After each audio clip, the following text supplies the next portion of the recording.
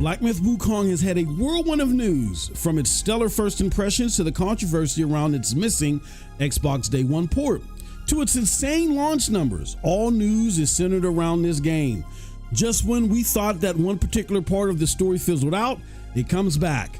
That story is Black Myth Wukong is secretly timed exclusive for PlayStation 5. Now, Paul Tassi of Forbes and IGN simultaneously reported this latest rumor. However, it has quickly been refuted. Other creators in the gaming space said that the rumors are wrong and are based on a quote-unquote misunderstanding.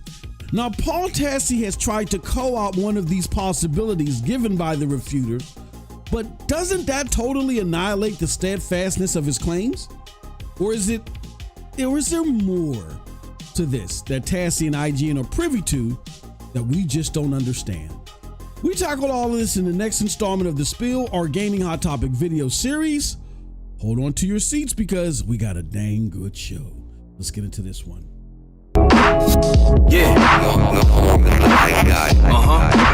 What's up, people? It's your boy MM2K of Hard Knock Digital Culture, Cloud Dosage, and here MM2K Gaming back again with another episode of The Spill. This is where we talk about the hot topic video thing of the day. Before we get into this one, though, do us a huge favor. Hit that like button, hit that subscribe button, and rock those bells for notifications, please. All right, so here's what we're going to do. We're going to break this up into a few sections. First, we're going to talk about the story. We're going to talk about what was reported and how it was attempted to be debunked. We're going to talk about what I believe and why. And then lastly, I'll give my conclusion. So first, let's go to the story. In order for me to go to the story, I got to show you the report. And that report is right here. All right. So this is a tweet from Paul Tassi. I was about to call him Tom Warren. Same difference, right? Paul Tassi says, a source with knowledge of the situation has told me that Black Myth Wukong is not currently on Xbox because of an exclusivity deal. It is not delayed because of any sort of technical issue. And he tries to back this up originally by saying, look, from the start, the statements from Game Science and Microsoft conflicted with each other. Game Science citing optimization while Microsoft cited deals with other platform holders. So he's actually trying to let credence to whatever he was informed of by whomever, that, hey, what Game Science says doesn't jive up with what Microsoft said, so something's fishy here, and he's putting the onus on Game Science being behind the fishy business. Like, we don't have Microsoft actually coordinating with journalists to do fishy stuff, right? We got plenty of examples. And if you're watching this as part of the bigger podcast, which is NRO Podcast episode 73, just stay tuned. I'll get into all those bigger examples later. But that is the story. Let me now show you how it's being debunked, right?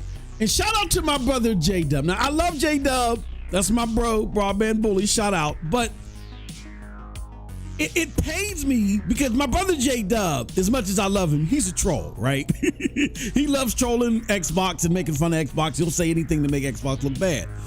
But I've noticed that over the last few months, I've had to go to the trolls to get the accurate synopsis of what's going on. I had to go to the PlayStation trolls because a lot of my Xbox brethren, they are jumping out of the window for stuff that they emotionally want to be true. This is not a good sign of gaming discourse when I gotta go to the trolls to get the truth. But shout out to J-Dub. J-Dub put this out here and it properly puts into perspective Paul Tassi's claim versus the claims of other people who have more seasoned patterns of accuracy behind them. All right, so here goes. He says, Paul Tassi's versus Jeff Grubb and others, battle of the trusted sources, who will win? So we got Paul Tassi's tweet that I just showed you. And then we got Jeff Grubb, who says, no Sony money marketing deal keeping Black Myth off of Wukong. And then lastly, we got Nick, Special Nick, who says, it's not what I heard, in retweeting what Paul Tassi has to say. I heard there was a misunderstanding around this stuff. I heard Sony only paid to get the port done. No exclusivity, right? But Paul tries to go further, and I'll show you in a little bit where he tries to refute all this, or does he even try to refute all of it? I don't know. I don't know what you would call it, right? But yeah, so you have a lot of stuff going on here. That claim coming out, IGN actually backing it up too, what Paul Tassi said. But that's not a good group to have you back you up, having to back you up. Where you have Jeff Grubb and Special Nick, who are way more seasoned as far as giving us accurate information, especially as of late. We'll get into that. All right. So that's where we're at right now. Okay. So let me talk about what I believe. Now, I'm going to be very clear, very transparent here. I am not in the know here. I don't know what actually is the truth. I can't say it with 100% certainty, but I'm going to try to use patterns and common sense here to come to a conclusion for the moment. I'm not in the know here, but I highly doubt this rumor. I'm looking at this from a PlayStation perspective. What is the point of a non-marketing exclusive deal, right? Like, we had a similar circumstance before. We had a similar circumstance where, due to technical problems with the Xbox Series S, PlayStation got Baldur's Gate 3 timed. That meant a lot because Baldur's Gate 3 last year was the game of the year in a major way.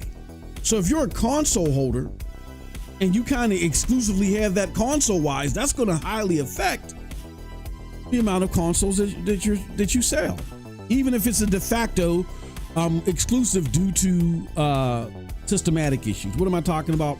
Let me show you this. This is a report of PlayStation's activity from Sony. This comes from Sony directly, that shows how many consoles they shipped. It shows all a bunch of stuff, but it shows you how many consoles they've shipped during the PlayStation 4 era and versus what they're doing now. All right. So when you look at the PlayStation 4 era and you look at all their fiscal years, which end in April and March, the highest amount of consoles that they were able to ship were 20 million. They were able to do that in the fiscal year of 2016. They actually exceeded that by almost a million in fiscal year 2023. And this is the same year where Baldur's Gate 3 came out and, did some good numbers for them reasonably for the PlayStation platform, among other things, Spider-Man and whatever else was in that year. They had a phenomenal year and they were able to ship more PlayStations in that year than they ever were able to do in the PlayStation 4 era. So there was a marketing push that Sony put behind the fact that it was a timed exclusive. That it was a temporary exclusive. You can get this on PlayStation. They put a push behind that marketing, and it led to crazy pre-order sales, a whole bunch of stuff. By Sony being active and vocal and letting it be known, you want to play this on console? Come here. It led to them selling more consoles than ever. In a year where PlayStation saw a big dip quarter to quarter, and they're dealing with margins and they want to sell more consoles, why wouldn't they run back that same successful strategy that had them sell more or ship more consoles than they ever have in the ultra successful PlayStation 4 era? So just using, again, common sense and business sense, it doesn't make any sense why they wouldn't say, oh, there's an exclusive going on, right? Doesn't make any sense. Why they wouldn't be behind it? Why they wouldn't push it? You didn't see such push this time around when it came to Black Myth Wukong. As a matter of fact, not only did you really not see that push in marketing or that participation in marketing, but these dudes put their first party exclusive. They launched it around the same time that this launched. Like, come on. Why wouldn't they? Again, this was like the most talked about game for 2024.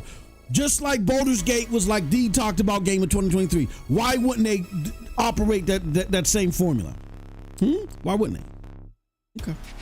All right. So that's thing number one that makes that rumor weird to me.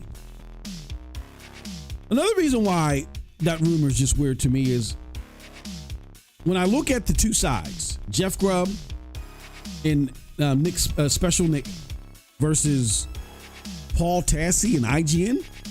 Simply put, I just trust Jeff Grubb and Special Nick more than the other two.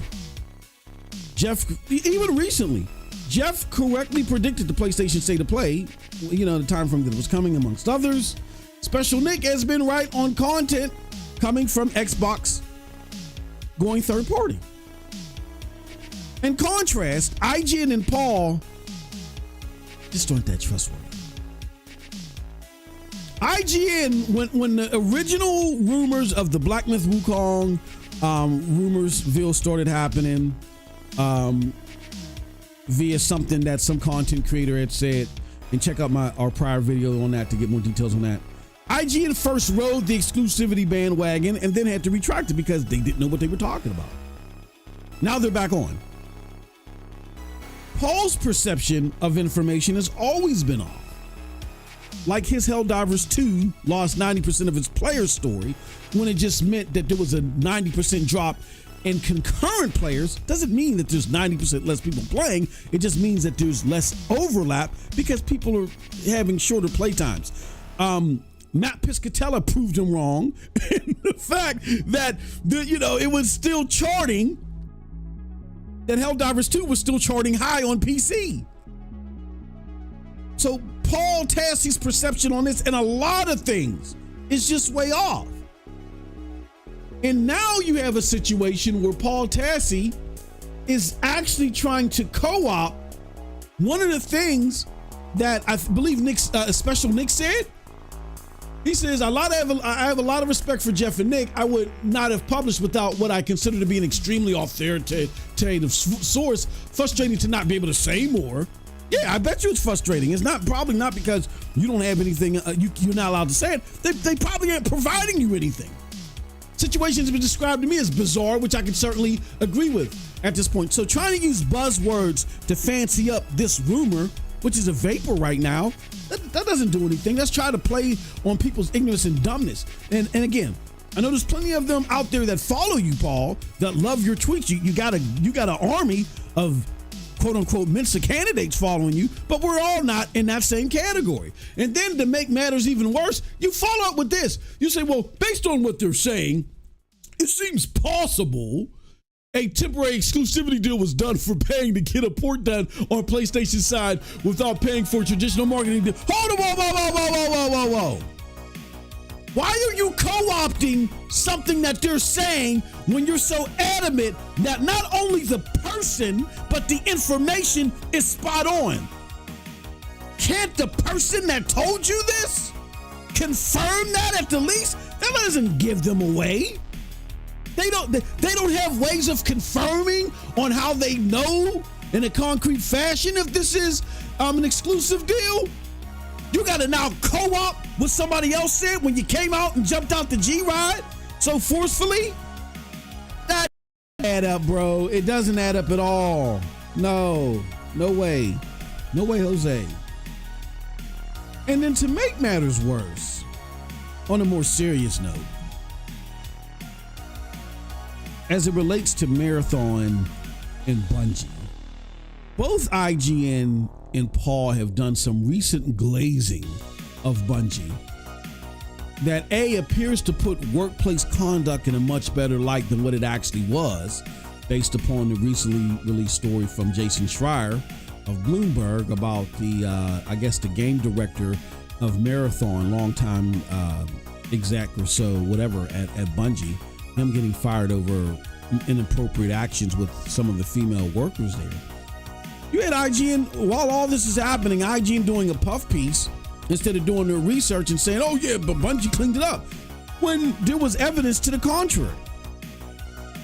And secondly, you had Paul, who in incomplete reporting negligently allowed said game director at Bungie to project his horrible content or conduct onto a content creator and projecting all this onto him, making him seem like the cretin that he actually was, that game director actually was. And in doing so, he provided him cover to continue his misconduct. It kind of reminds me of, remember way back in the day, Representative Yee out of, I think he was out of San Francisco, that was talking about video games are so violent and they're so bad, and he wanted to ban Grand Theft Auto and do all this crazy stuff, right? Make all the games mature. Come to find out, the dude was running a trafficking and a drug ring and he got busted. So can you imagine if a reporter was running coverage that Representative Yee is the best, didn't do any research, if there was evidence out there that he was doing this stuff, but just ignored that to make him look good and help him in his campaign of projecting his actual creepiness onto someone or something else? You could argue that's what our good friend Paul did. So with that said, here's my closing. This whole situation just seems weird. I don't know why this is coming out now or who the source is or the validity. All I can say is I can't jive with it. And based on their prior indiscretions, IGN and Paul Tassi, and the arguably unethical journalistic conduct from them both, I suggest this. Without your quote unquote source revealing themselves, demand that the source provides concrete evidence that you can release publicly that there is a deal, something that they should have or witness if making said claims. Otherwise, leave this alone, because then that just makes this vapor as it is. It does no one any service speaking about this definitively on something that cannot be substantiated. Based on you all's prior history, we're definitely not letting you off with just trust me, bro. That's it from your boy. Let me know what you think about all this in the comment section below, because like I always say, here's what I think. But if you did like this, check out the links below to follow me. Also, if you're watching this as part of NRO Podcast 73, stay tuned. We're going to be talking about this in greater detail, and a whole bunch of other stuff. Some stuff going on with Marathon. We're going to talk about that deeper, and then Black Ops 6. If you are watching this as a standalone VOD and you want to check out that podcast, click the card to your left now. Click that card, it'll take you there. Thank you for joining us. Until next time, have a wonderful gaming day. Peace.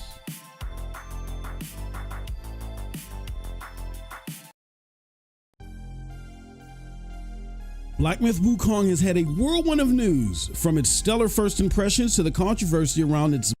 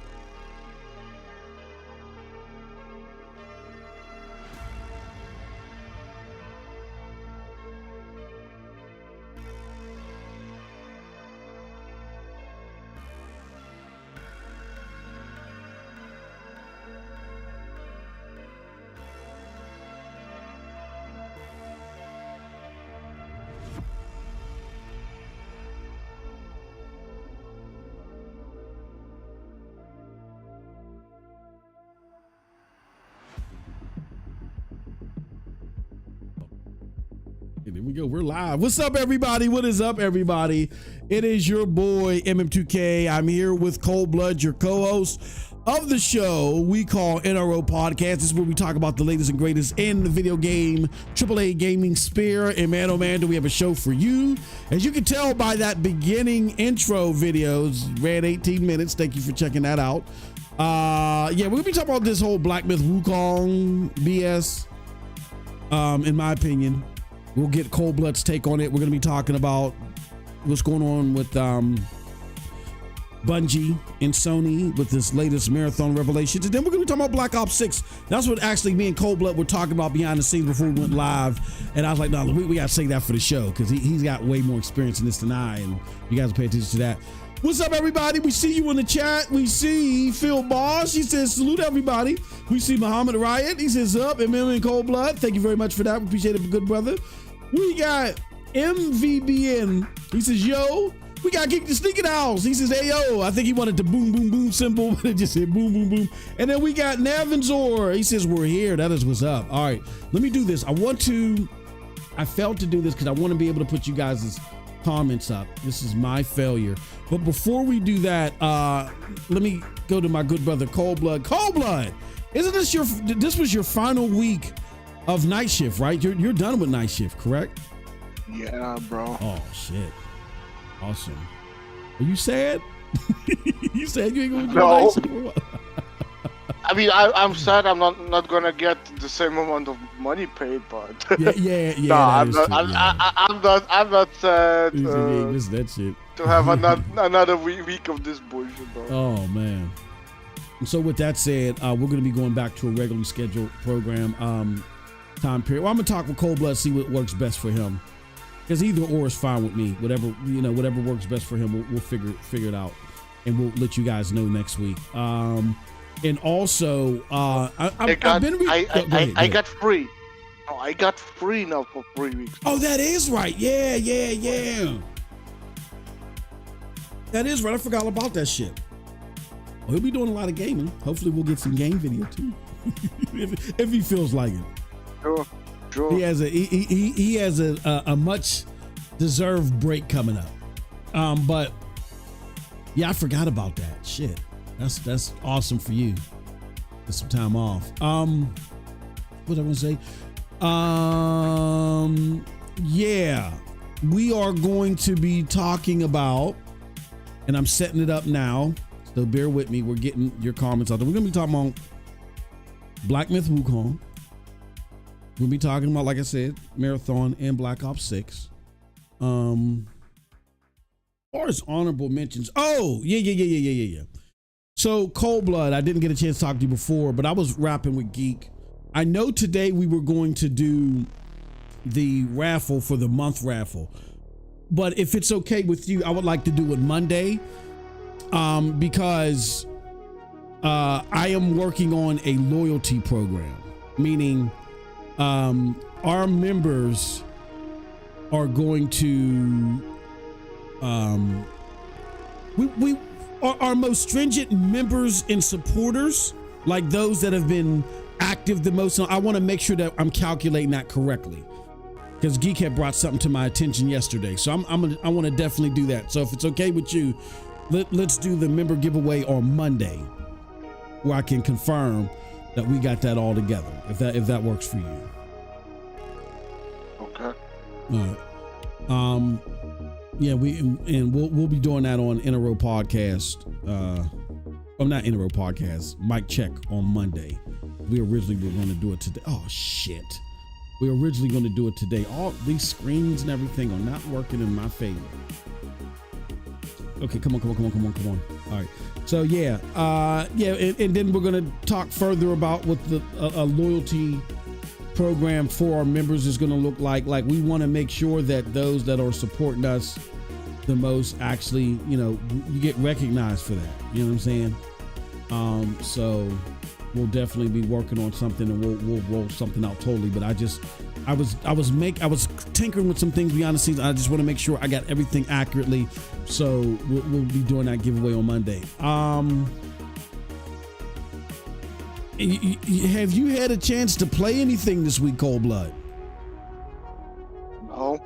No Wukong? I mean, we literally had only, bro, the damn member streams all the time, and then the podcast. I had no time, bro. Yeah. Oh. Well, you have only thing I could check out for a second was First Ascendant Season 1. Oh, okay. But even there, I couldn't even do the content really. I kind of forgot about First Ascendant. You'll be happy to know, Cold Blood, I did check out Once Human because it has controller support now. Because I was testing something out. Brother, why did you not stream it? I didn't go far. I'm still in the lab. But I know what's coming up. I'm gonna play it. Good, that's gonna be one of that's still one of that's gonna be one of the streams. Make that stream. Make that stream, bro. Oh shit, yeah. So it has controller support now. It's very porous controller. It's horrible controller support. Meaning it works somewhat, but they don't have an active layout that you can see. Like the button configurations, like when you go approach stuff, it still just has the keyboard it only shows you the keyboard bindings. Yeah, it's bad. It's bad. So yeah, but we're gonna check that out last week, and there'll be a stream. Cold Blood is just itching for me to do that. All right. So with that said, we got our 10 likes. Man, you guys are on it. Thank you very much. We appreciate that. Holy shit. Okay, good. So now we can get right into the flippity flipping show. Let's first talk about Black Myth Wukong, right? And its exclusivity. As you saw on the bumper, let's get right into it. As you saw on the bumper, oh no, that's not, there we go. This all started based off of a Paul Tassi tweet where he says a source with knowledge of the situation has told me that Black Myth Wukong is not currently on Xbox because of an exclusivity deal and is not delayed because of any sort of technical issues. Then he tries to excuse this by saying, hey, look, yeah, something's funny here because Game Science said one thing, but Microsoft said something else. So because what they're saying doesn't jive with Microsoft, Game Science is up to something funny here. Like, that's what he's trying to allude to. As I say in the video,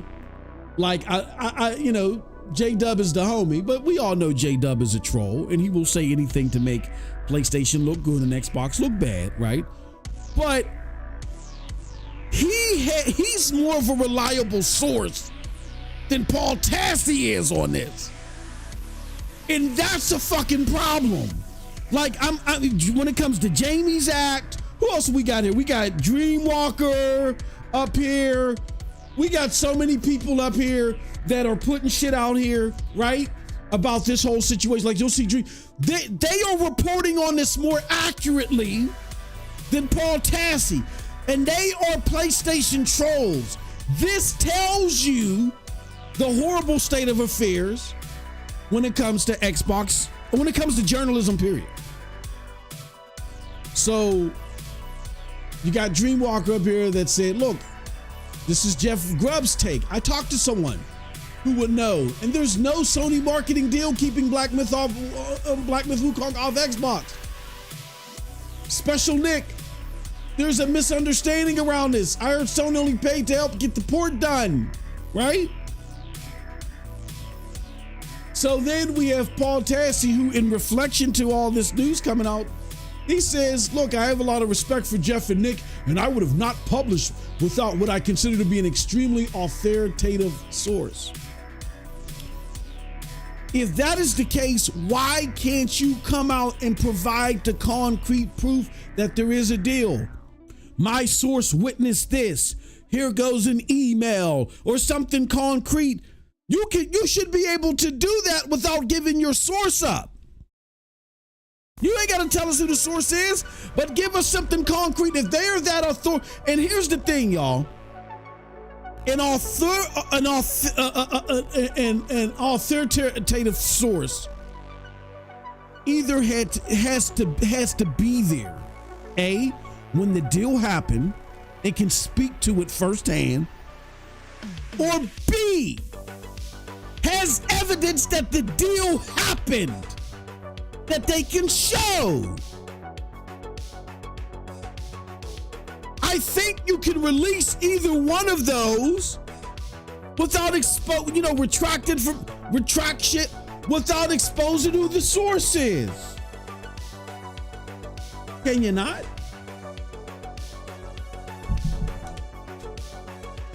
And concrete information is not secondhand. Let me give you an example.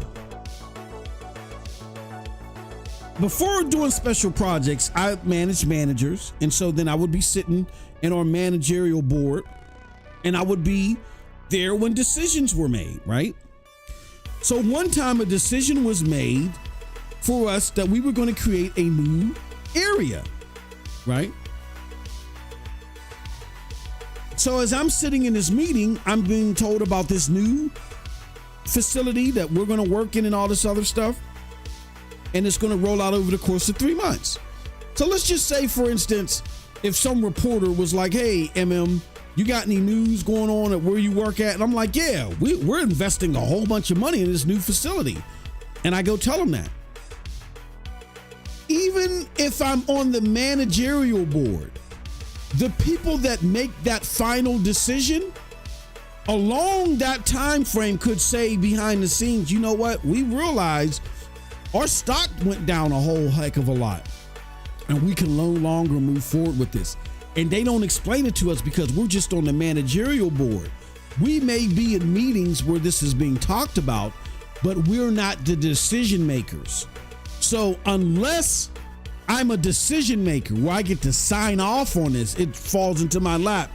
You can be at a high authoritative place as Paul describes and not be a decision maker and have information that's outdated, but because you don't sign off on said decision, the information that you're passing could be null and void. That can very easily happen. So again, unless Paul and IGN can say this person knows that this deal happened because they signed off on it or they was there when the deal was made, or they have concrete evidence that a deal happened, like an email, something, yeah, we just signed, said, unless something like that is evident, it exists. Just because it's said by someone at the company, someone high up, doesn't make it legit. That's how business works. Everybody at a high authority, or everybody at a business with a high authority, damn, I don't even know why I can't say the word. High up on the food chain, we'll just say that. Everybody that's high up on the food chain does not have deciding power on every single thing that happens.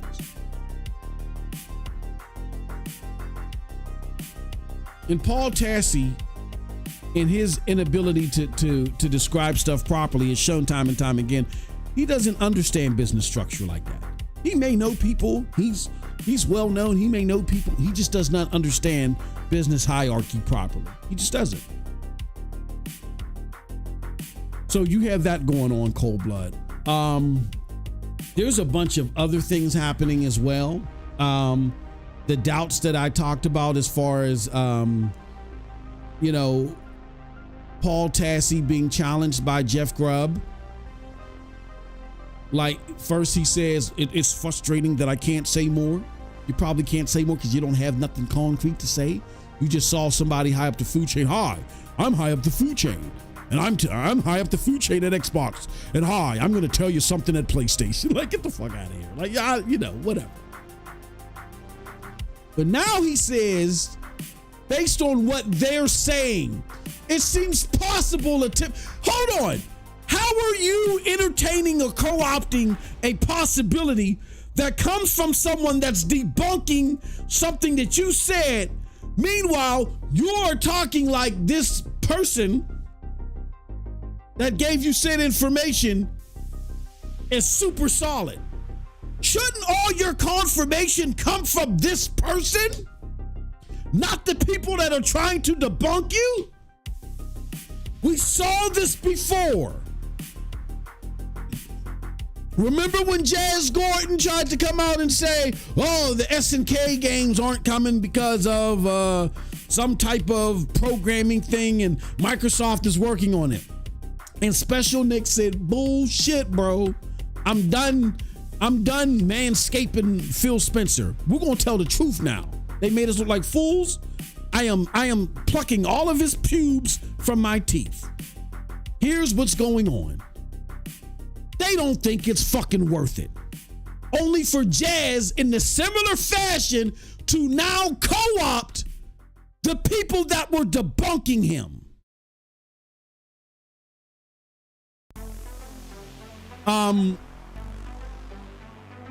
One more thing I want to say is that this is another reason why that I didn't say in the bumper why I don't believe this story. And I'm going to be honest, I don't know with 100% certainty, but I don't believe it. Here's what I think is going on.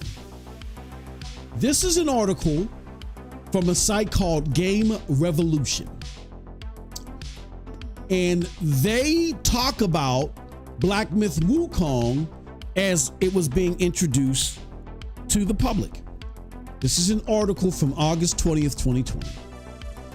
And they talk about what their goals are with Black Myth Wukong. I want you to pay attention to something that was reported that came directly from Game Science in 2020. Remember, the current rumor is that it was slotted for Xbox, but all of a sudden PlayStation dipped in recently and changed that and created the secret deal. So this wouldn't apply to 2020, right? Because even in 2020, they didn't announce where this was coming. But here's what Game Revolution said, or they documented that was said by the company. They said Black Myth Wukong is coming to PC. That's the only place that Game Science confirmed that it was coming to. It's coming to PC through additional supported, and though additional supported platforms haven't yet been confirmed. The developer is targeting, quote, all mainstream host platforms, including, quote, cloud game platforms that are capable of running the game without issue. Game Science said this in 2020. How do I know this and why was I able to find this article? Because I want you to listen to the following part. We'd estimate that Black Myth Wukong platforms will be PC, Google Stadia, PlayStation 5, and Xbox Series X. So when they said that, us Stadians, we were jumping out of our shoes and socks. Oh shit! Ah! And this came from a Q&A from Game Science that's no longer on the site. They've updated the site, but this came from a Q&A from 2020. They've always illustrated that as long as the game was running fine and up to their standards, we would release it on said platform. Now, my, oh my, oh my, what would stop this game that honestly didn't run 1,000% perfect on PlayStation? What would stop this game from running at an acceptable level on Xbox? Let me see here. Terry Myerson? Sony Money Hatton? Or is it the fucking Series S? As it always is. That's why I don't believe this cockamamie bullshit. Couple more things and I'm gonna turn this over to Cold Blood. Xbox using its I believe that this source is likely from Xbox. And Xbox using its propaganda, because this is where it's originating from. Xbox using its propaganda machine to co-opt journalists that don't run at the highest ethical level is not new. I want y'all, I point back to Exhibit A. Exhibit A is an article written by journalist / blogger, when he's wrong, extraordinaire, Jez Corden, when he sat down with Phil Spencer, who was in a fickle. If you remember, Phil was in a fickle because there was Tim Stewart and Satya Nadella that was talking about Xbox's new strategy, and it made it sound like that Xbox was going third party. of a lesser concern at the time, which still was a concern. A lesser concern was that they were trying to abandon future hardware. But the main concern, even above that, was them putting software on competing platforms. But look at what happens. All of a sudden, in light of all this information, Phil Spencer decides to meet with journalist extraordinaire Jez Gordon, right? Blogger extraordinaire, I'm sorry, Jez Gordon. And they come up with this article, quote, "We have no plans to bring Xbox Game Pass to PlayStation or Nintendo." But that wasn't the question, right? But let's dig deeper. Let's dig deeper. Okay, I want to find, all right. So Jazz says, "I asked Phil Spencer about Xbox CFO Tim Stewart's recent comments regarding Xbox Game Pass. Stewart in a presentation with Wells Fargo said that Microsoft's aim was to bring Game Pass to any screen that can play any games, including Nintendo and PlayStation. Many Xbox fans took that to indicate that Microsoft is preparing for an industry where Xbox hardware no longer exists, since Xbox Game Pass and its exclusives are primary value driver for Xbox Series X and Xbox Series S on Xbox hardware." Here's the problem with this quote, though. That wasn't the primary concern.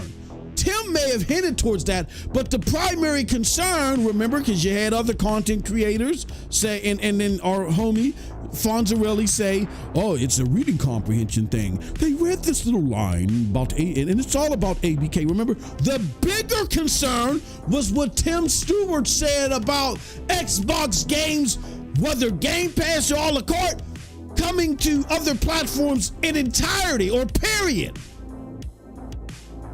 Shout out to Juice with the 1 month.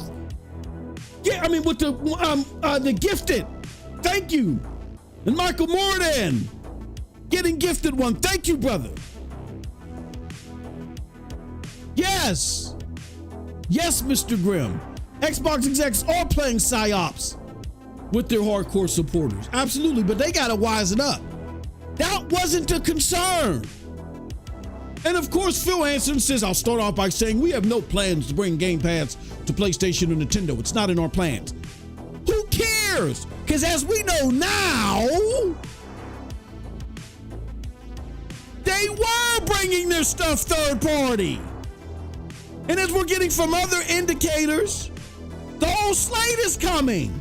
That was the problem. Not whether just Game Pass was coming. Were your games coming at all? Now we're finding out that they're coming, maybe not through Game Pass, but they're coming a la carte.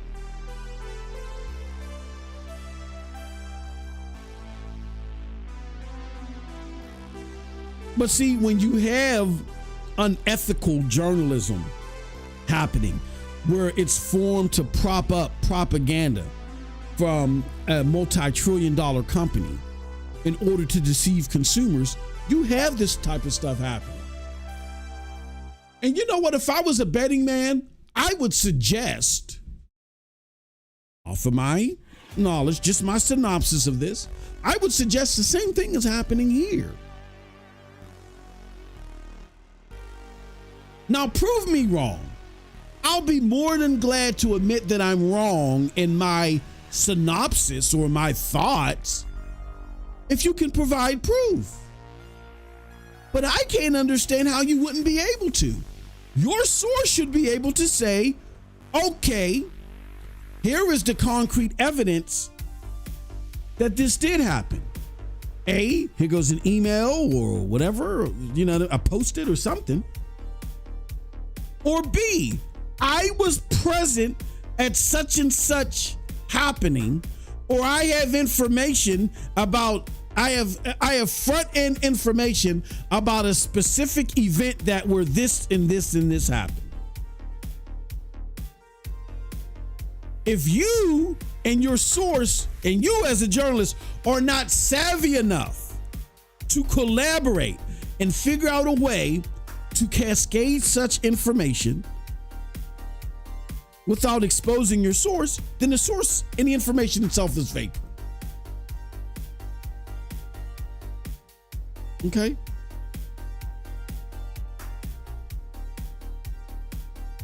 So with all that information out there, I'm sorry, Cold Blood. With all that information out there, my first question to you, my friend, is do you believe these reports about Wukong being a timed exclusive? Why or why not? No. Okay. And why? Because like I said, before any one of these motherfuckers said it, if Sony has a deal with them, bro, they're gonna shout it out to the rooftops.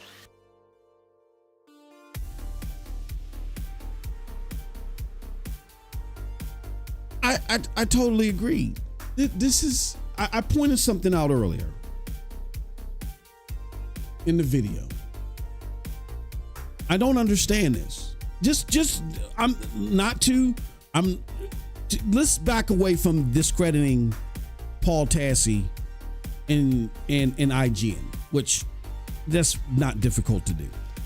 Let's just look at the sense that this doesn't make. Using Baldur's Gate 3, in my opinion, explains why this doesn't make sense to me. When Baldur's Gate 3 had technical issues, or when Baldur's Gate 3 just whatever the issue was, shout out to Not Your Mother. Oh man, thank you Not Your Mother for gifting 10 members. Oh my gosh. Oh my gosh. Shout out to Not Your Mother. Thank you as always. Let me do this. Let me go to social. I don't even have the social panel up. I'm a horrible co-host here. I'm sorry. Okay. So we got Juice that gifted a member, and we got Not Your Mother that gifted 10. Thank you guys so much. We really appreciate your support. So here's the problem that I have with that. So look at this. This is a report directly from Sony that shows units shipped of PlayStation 4s year by year and units shipped of PlayStation 5 so far, fiscal year by fiscal year. In last fiscal year, which included the time frame when Baldur's Gate 3 came out.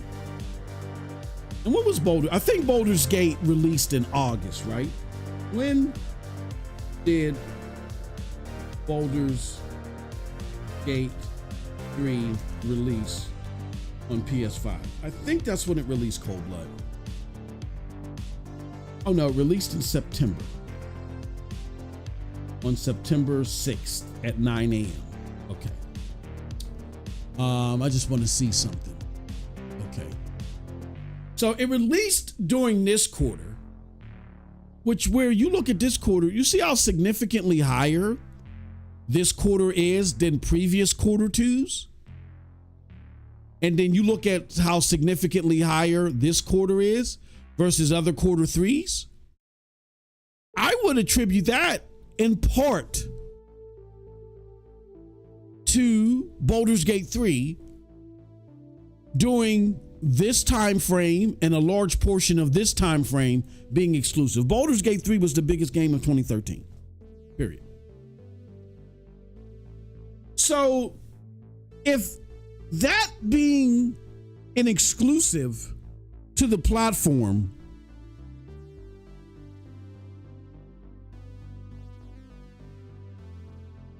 helped you that significantly into where you have a year where you shipped more consoles than you ever shipped during the PlayStation 4 era.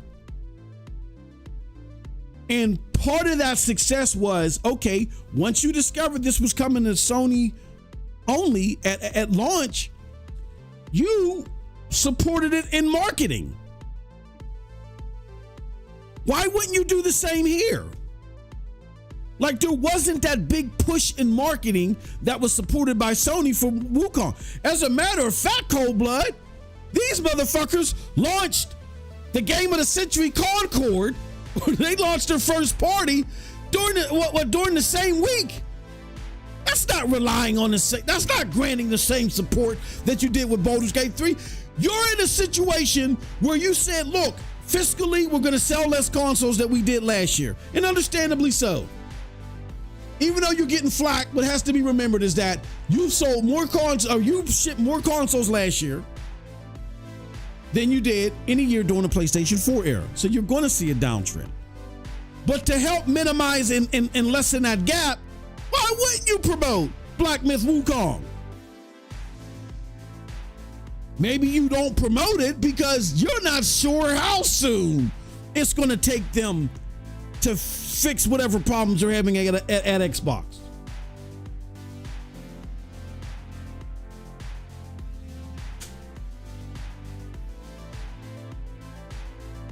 Plus, if this was true, I would presume that there would be some legal remedies for Xbox in this regard. You claim there's a Series S issue when it's not a Series S issue. That makes your platform look bad. I'm pretty sure that if you have proof that there's a if you have proof that there's a legitimate business transaction happening here, wouldn't there be some legal ramifications? Right? Would there not be legal ramifications? You would think. I would think. That's slander towards our product. They initially came out and blamed the series. What's going on here? You wouldn't just be firing. Businesses don't just fire off words in those instances. Y'all meet up in a courtroom. Businesses don't sling mud like that when there's legal implications there. That doesn't make any sense. So why, even if it was temporary, just timed exclusivity, regardless of what the reason was, for the biggest game of 2023, of the biggest multiplat of 2023, why wouldn't you push the marketing again for that? That doesn't make any sense. My next question for you, Cold Blood. Why do you think that 24 hours after Paul tried to release this information in IGN trial, why do you think people are not believing him in IGN, but they're believing Jeff Grubb and Nick Special? Because they're bots. I mean, yeah. Why else would they? That is true. Yeah. That's yeah. I can't argue with that. You have very pro PlayStation people, Xbox people, particularly Nick Special, that are coming out and saying, no, this is false. This is false. This is false.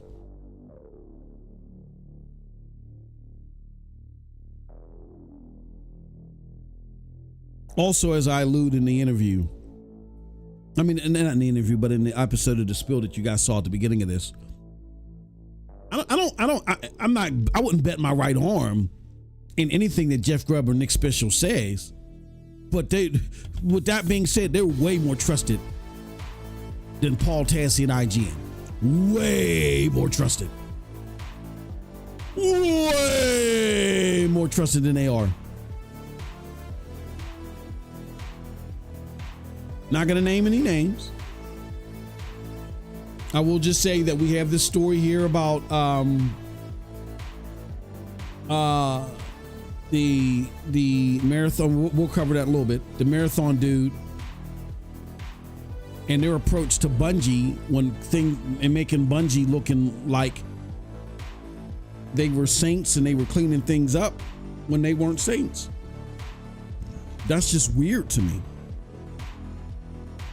And another thing too is that both IGN and Paul Tassi recently have shit the bed in their accuracy in evaluating things. So when we look at IGN and Paul Tassi and we evaluate the information that we all can see and all can scrutinize, and we can look at Paul Tassi and IGN and say, damn, you guys fell way short on that bar. Like, how did you guys come up on that end of the fence in regards to evaluating that information? If we can do that with stuff that we do see, why would we then all of a sudden go with a trust me bro attitude when it comes to them? No, they are not to be trusted without concrete proof. Provide the concrete proof, we'll trust the shit out of you. Because it's not we're trusting you, we're trusting the fucking proof. My last question, Cold Blood, is all right. So we looked at examples, particularly with a blogger extraordinaire, Jez Gordon, of him running propaganda for Xbox and him looking very bad at the end afterwards. And we got a lot of journalists that do that over and over and over again. Why do they keep doing this? Why do you think they keep doing this? Why do they keep sticking their neck out there for Xbox when Xbox runs to them with this false rhetoric? If this is always the way that it ends, that they look bad. Well, y'all didn't learn it yet from me. Mm-hmm. I always say, a journal will always do everything for fucking clicks. Yeah. Yeah. I mean, unless he has some fucking moral code like fucking Jason Schreier for whatever reason. Yeah. Yeah. Yep. They all the same, really. Yeah. Yep. Yep. Oh, I can mention again the fucking exclusivity deal with PlayStation. Oh, I'm gonna get so many clicks by these fucking bots. and then the mad ponies are gonna also come in. Exactly. Yep. Wow. That's crazy. that easy, bro. Yeah. They will lie their ass off just for a little bit more money. I mean, it's their fucking job. Yeah, true. Yeah. They're not. It's not their job. It's not a game journalist's job to do good anymore. It's a game journalist's job to get traffic about gaming. That's it. That is it. God damn, yeah. It's crazy dynamic that we're in. Let's go to the chat. Shout out to the new members. Shout out to all of y'all. We got Michael Moradan. We got Sean in the house. Sean, this is Abyss was finally gifted one. Ice Queen Gaming was gifted. Kevin Logan was gifted. Day Knight was gifted. Look at Snore was gifted. Chris Coleman was gifted. The Ruam was gifted. Why You Two Be Full of Lies for subs was gifted. Bruh Man for the Fifth Flow was gifted. We got Octavio Cruz that was gifted. Oh, we got Mag in the house. Mag, what's going on, brother? How you been, man? How you been, Mag? Mag, when you in the house, bro, but me and Cold Blood already talked about this. Whenever you are in the house, we need to know immediately, because I can go on my tangent. So I need you to at MM2K Gaming. Woo! If y'all haven't seen our interview with Mag, you need to see the interview with Mag. Great interview, bro. Yeah, fantastic fucking interview. And I mean, I don't even. I'm left speechless, which you know is rare. And don't get me wrong, Mag's interview was great. So all you new members, now you get to hear the other interviews that were great too. But to get an understanding of what we do in these interviews and the potential of them, you need to fucking listen to that Mag interview, because Mag is an Xbox gamer, legacy Xbox gamer like myself. He's way more connected to me than I am on the ground floor. And he's part of one of the biggest Xbox podcasts out there in X and C. and he doesn't mince words. And he got an opportunity to come out here and be as free and be as free as it can be. He was able to ride commando like a ride commando like a motherfucker on the show. Let it all hang. And Mag is telling us there's no exclusivity deal. It's not Sony's fault that the Series S exists. If you want to doubt Mag, I want you to then go back to the legacy content that Mag has been dropping on XNC and watch one by one as it all came true. And Mag, I want to give you a shout out because I think you did me a favor. That favor I asked you with Mike.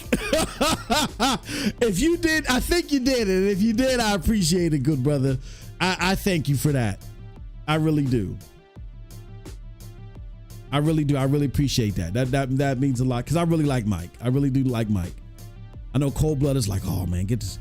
Stop getting teabagged by Mike. But I really do. Look, we wouldn't be having these conversations, I feel, if, and nothing against Phil Spencer as a person. I don't know the dude. I think, the dude might be good, but I want to show you. I mean, he might be a good soul. I'll put it like that. But I'm not in the business of hiring good souls. I'm in the business of hiring effective people. I want to show you guys something. I don't have nothing against Phil, but when it came to Crackdown 3, this is what this dude said. With Crackdown 3, just play Crackdown 3 with Shannon Loftus. Remember, oh, she was a gem. Best Crackdown experience I've ever had.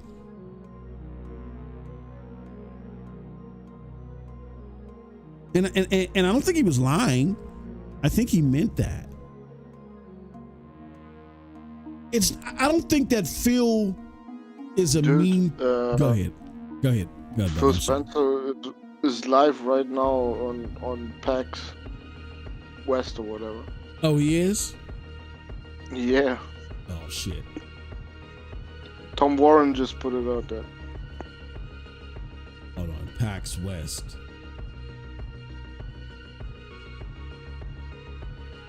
PAX Are y'all ready for more lies? Oh, God. For more snake talk? I'm ready. Let's see here. Let's go. Tom Warren. Tom Warren. There he goes. Tom Warren.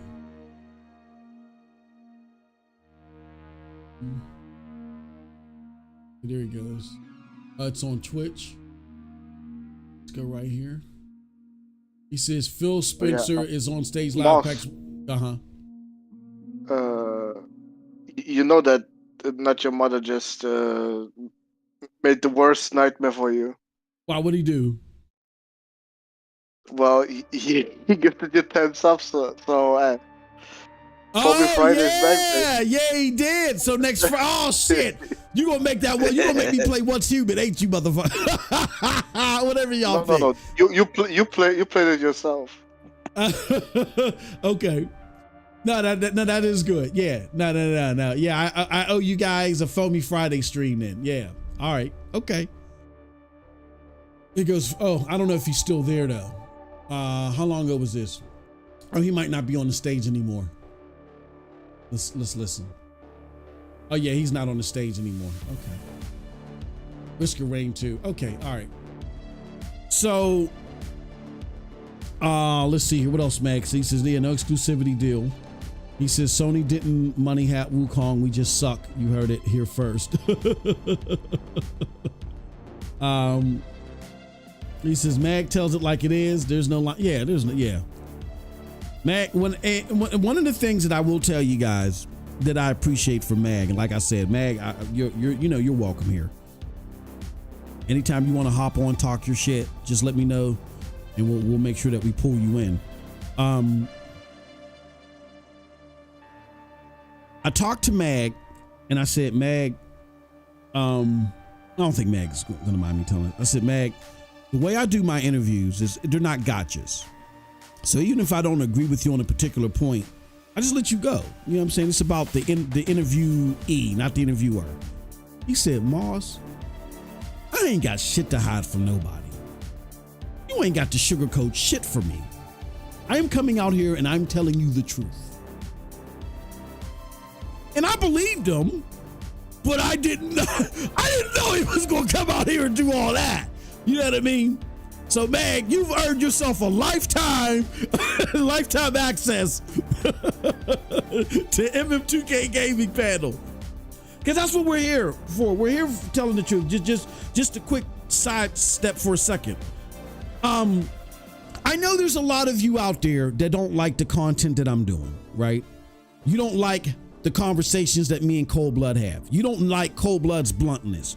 You don't like that when I bring these people on, they have these things to say about Microsoft. You're questioning, hey, MM, we don't get it.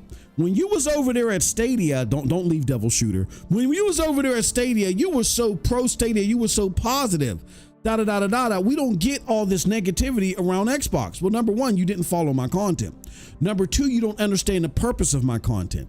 I'm not here to be positive. I'm not here to sit there in the field like Mary Poppins and sing It's a Beautiful Life and shit and hopefully float in the sky with you motherfuckers. I am here to tell the truth.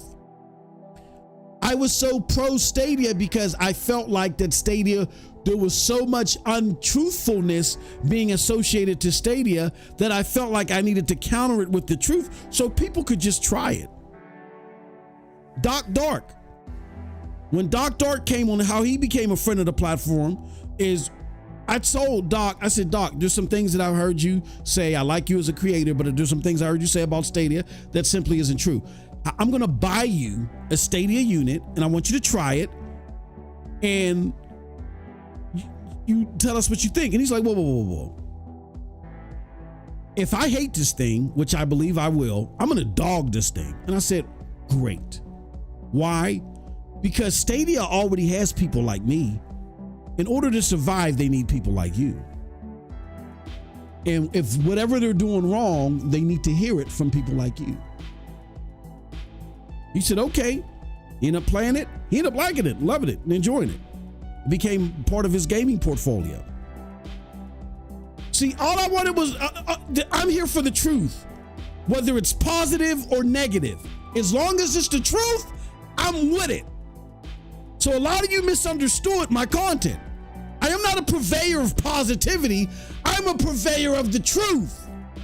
There's too much fucking misinformation out here. We got too many people with their fancy dancy college educations that know how to sound all educated, fizzle, chisel, pizzle, tizzle. They put all these big words in front of you. And it's aimed to deceive you. As Cold Blood perfectly illustrates, a lot of motherfuckers out here that are supposed to practice journalist ethics, they're here just putting these fancy words together to deceive you. For clicks. They don't care if they keep getting beat over the head time after time after time. They don't care as long as they get their clicks that they've done their job. They'll be crash test dummies as long as they get those clicks, because that's their job. So please don't confuse the content. The content is not here to be positive. I am not here to cheerlead anybody. I am here to be a counter to untruthfulness. That's why we call it the medicine, the dosage. There's a sickness out here. It is a sickness if you want to lie, if you want to use the power of the internet to lie to the masses. I think that's fucking sick. Instead of informing your fellow gamer, you rather lie to them and misinform them for your own personal benefit. I think that's a sickness. That's why we call it the medicine. We call it the prescription, the dosage, all that other stuff. So I'm not here to be a purveyor of positivity. No. I'm here to help people get exposed to the truth. And sometimes the truth can be ugly. And the truth is very ugly when we're talking about PlayStation and Xbox. So as long as you understand what we do here and why we do it, come along, enjoy it, even if it doesn't relate to you. Feel free to be entertained. But there is so much shit happening in gaming. There's so much money being passed around. And the reason why we got to do the dirty work of telling you the truth of gaming, whether it's positive or negative, is because a lot of you are being fleeced, meaning your money's being taken away from you unknowingly, and you don't even realize it.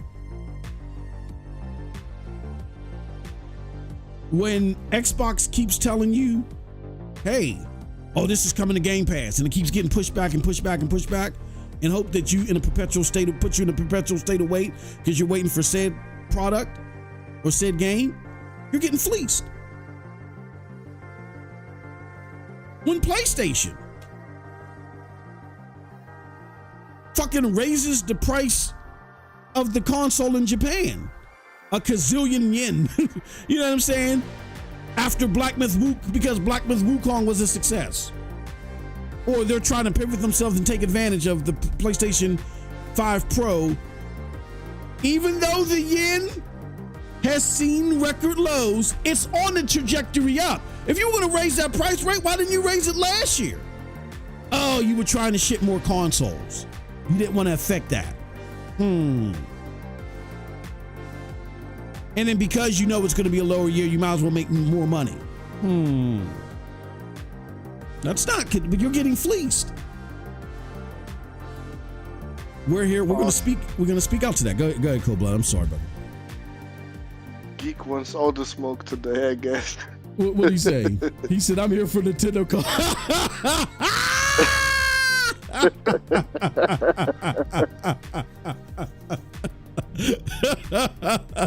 Shout out to Geek with the $2. He says, "I'm here for Nintendo content." Well, I hope you find it somewhere, brother. Maybe there's someone named Mario we're going to bring up. I don't know. Shit. We'll see. Shout out to Geek. He says, when we have board meetings, we turn off Phil's mic without him knowing. Don't tell him.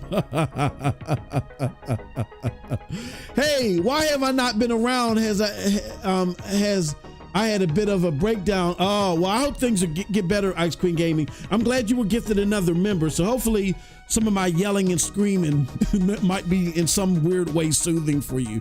Check out our member content. We still got early bird special Monday through Friday. We got our interviews. Like I said, Mag did us a huge solid by his interview being public.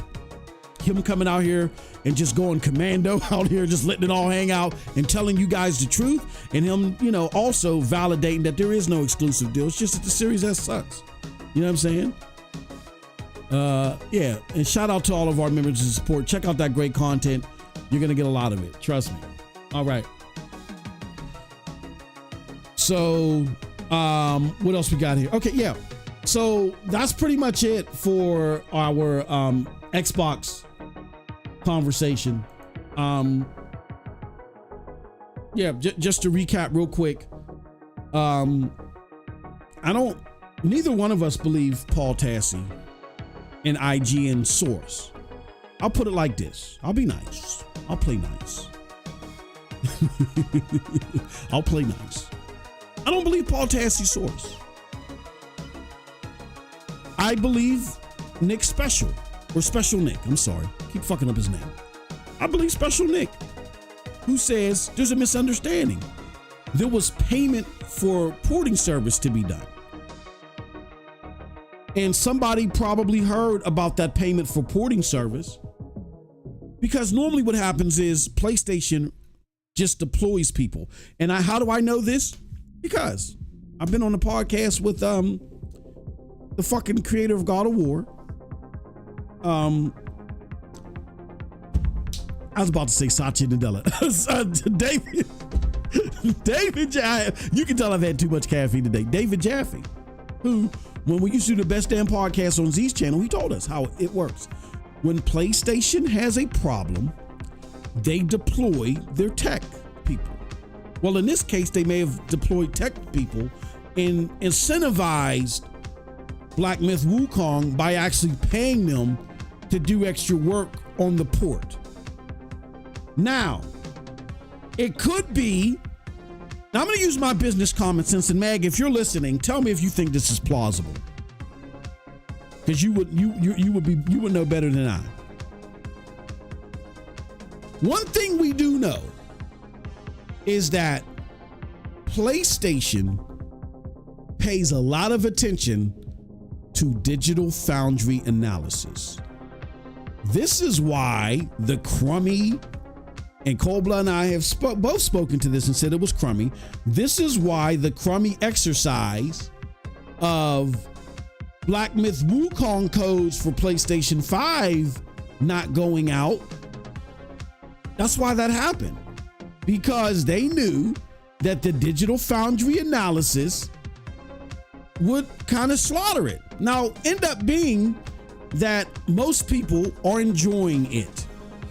And so many people are enjoying it in China, it's killing it in China.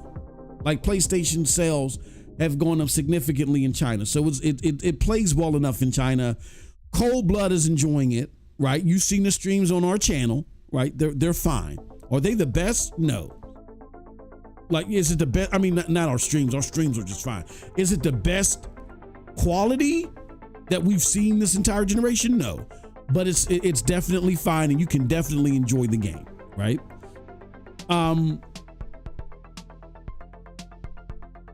That being said, PlayStation still knows how Digital Foundry can impact perception of a game, and that can trickle down from the hardcore to even to a lot of casuals. Because if Digital Foundry's influence affects the hardcore's interaction with the game, then if the hardcore ain't buying it or talking about it, then the casuals will say, you know what? Maybe we shouldn't get this either. Right? Because what happens? You'll have sites like IGN and these more casual sites react to something based upon the activity by the hardcore. PlayStation knows that. So what do? They don't send codes out. And to probably get game science to try to improve and optimize this in a lot faster and a more efficient way, not only do they send their techs out who can only do but so much, they probably plead with them, please, you guys don't understand here. This thing is about to fucking launch, and we really needed to perform better than this. Here, we'll pay you guys to do it.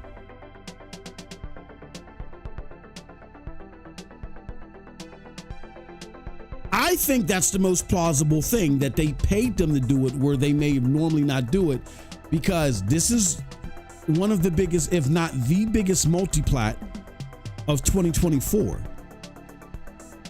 And they need this to get a decent score on Digital Foundry. And I think they were so worried about that's why they paid for the porting. And that's why codes didn't go out. And that's why they continued with their plans to even put Concord out there, just in case. I think that's what likely happened. And that got misconstrued. Somebody with knowledge at Microsoft found out that Sony did the unprecedented thing and paid. Because Sony has so much leverage with their marketplace, they don't pay for ports. But they were like, man, this thing is so fucking important to us. We'll pay for this motherfucker to get done and optimize a lot faster than what you guys are doing. And somebody at Xbox, not understanding the dynamic of how PlayStation is so concerned about Digital Foundry, took that as in money was passed hands to keep it off of Xbox. I bet you that's what happened. And I think Special Nick is on to something. I don't know what you think about that. Cold Blood and Mag, if you're listening, I don't know what you think about that, but that's my synopsis. That's what I think happened. Yeah, Sony money had the Series S back in the day, so Xbox has problems today, bro. Yeah, they paid Phil Spencer to fuck up the Series S. Yeah. Yeah, shit. Wouldn't surprise me, bro. Doesn't make any. We going by bot logic now. Yeah, exactly. Doesn't make any sense to me, bro. Like, okay, the Xbox One No, came out. no, wait. So even if they paid for exclusivity and don't want to tell nobody, we're still winning. We got a PlayStation. Yeah. So exactly. why are That's we the even point. mad about it? That's the The point. only one that should be mad are the bots, and we don't give yeah. a shit that they are. Yep. Because I don't know what the dude's name is, Lord Addict. I think his name is Lord Addict. As he said, or as someone indicated from based off of something that he said, Cold Blood, they're like, it doesn't matter.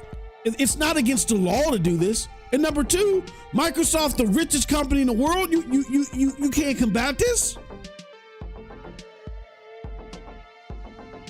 No, they can't. Because all their money went down the drain for Activision. Yeah, true. Yeah. Well, checkmate. Oh well, too bad, so fucking sad. You don't get me wrong. I'm not one that believes in the whole money hat gimmick. You know, that when I say gimmick, I mean the whole trying to make an issue out of exclusivity deals. Motherfucking Xbox, in my favorite Xbox era in the 360, they had exclusive DLC and exclusive map packs.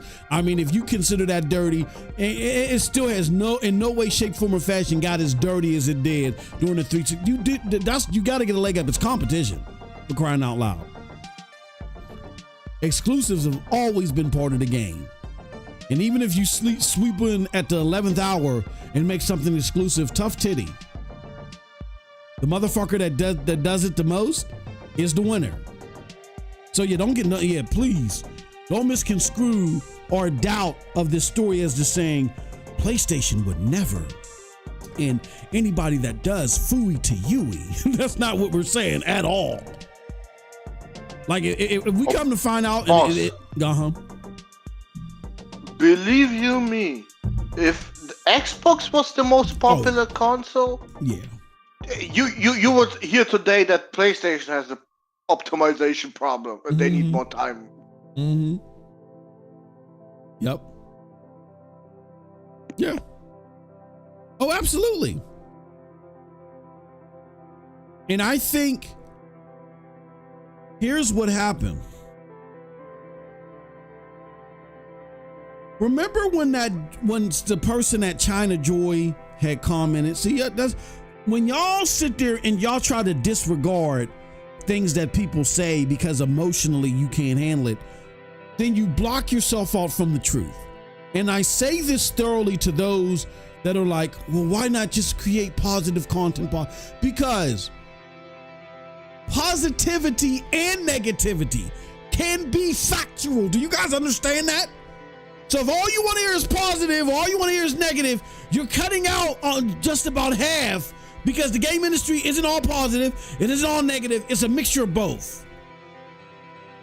So when that undisclosed person that was representing game science at China Joy had indicated, look, like the Xbox console just isn't selling well, so it doesn't have the leverage in the industry. That was your sign to say, oh, game science, also like all these other developers, they don't live under a rock. They're not in a position like Square Enix where they're about to fuck around and find out. They understand that outside of these more vocal fans of Xbox on Twitter, Xbox's marketplace is not lucrative. Unless your game is selling gangbusters, unless you are a Leviathan game, unless you are a Roblox or what's it called, or a Baldur's Gate 3 or Grand Theft Auto, it's just not lucrative. Your chances of really benefiting from taking the time and resources and porting it onto Xbox, you run a significantly smaller chance of all that becoming rewarding than you would on PlayStation and Nintendo. So here's another scenario to bring it all home. Game science already knows that, but they're still willing to put it on Xbox because they don't want to cut any ties. But then They are prompted with a business decision. And this is where I think maybe more likely is what's happening. Xbox know it's not happening, and they're trying to rubber stamp it as an exclusive deal. Here's what likely happened now that I really think about it. PlayStation probably said, look, we are going to pay you, okay, to put as many resources as you can as making this as best as you can for us.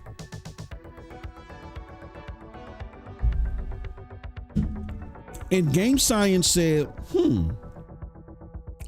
well, in order for us to do that, we have to pull our people off of Xbox. Like PlayStation isn't telling them how to do it. They're just saying, do whatever you can in order to get people to do. They could, hey, look, they can do what other companies do in that scenario.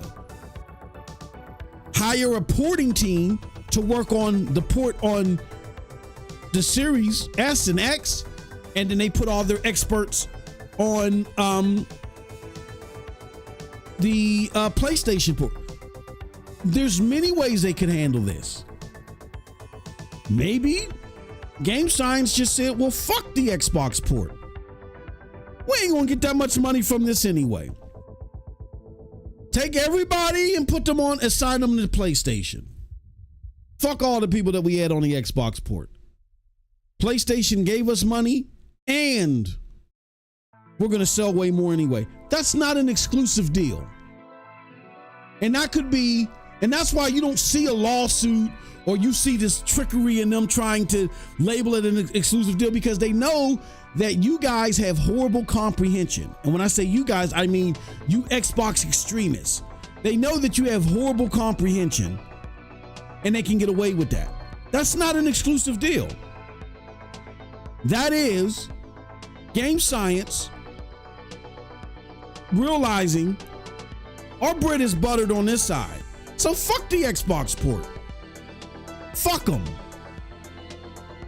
No, we're not going to, because they could very easily use a portion of that money and go hiring a porting house, a G-Lock, or what is the name? I'm sorry, my homie Bloody. He's part of another porting team.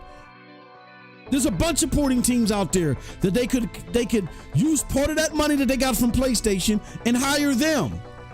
But they're sitting there thinking, why? Let's keep all this money for ourselves and fuck Xbox. We'll get to them when we're done optimizing the PlayStation port. That's not an exclusivity deal, because Sony's not telling them what to do. They're just doing simple math and realizing it's not worth it. And why isn't it worth it? Because the Xbox version isn't going to sell gangbusters. Why won't it sell gangbusters? Because Xbox has devalued their console. How have they devalued their console? They're putting their exclusives everywhere. What does that do?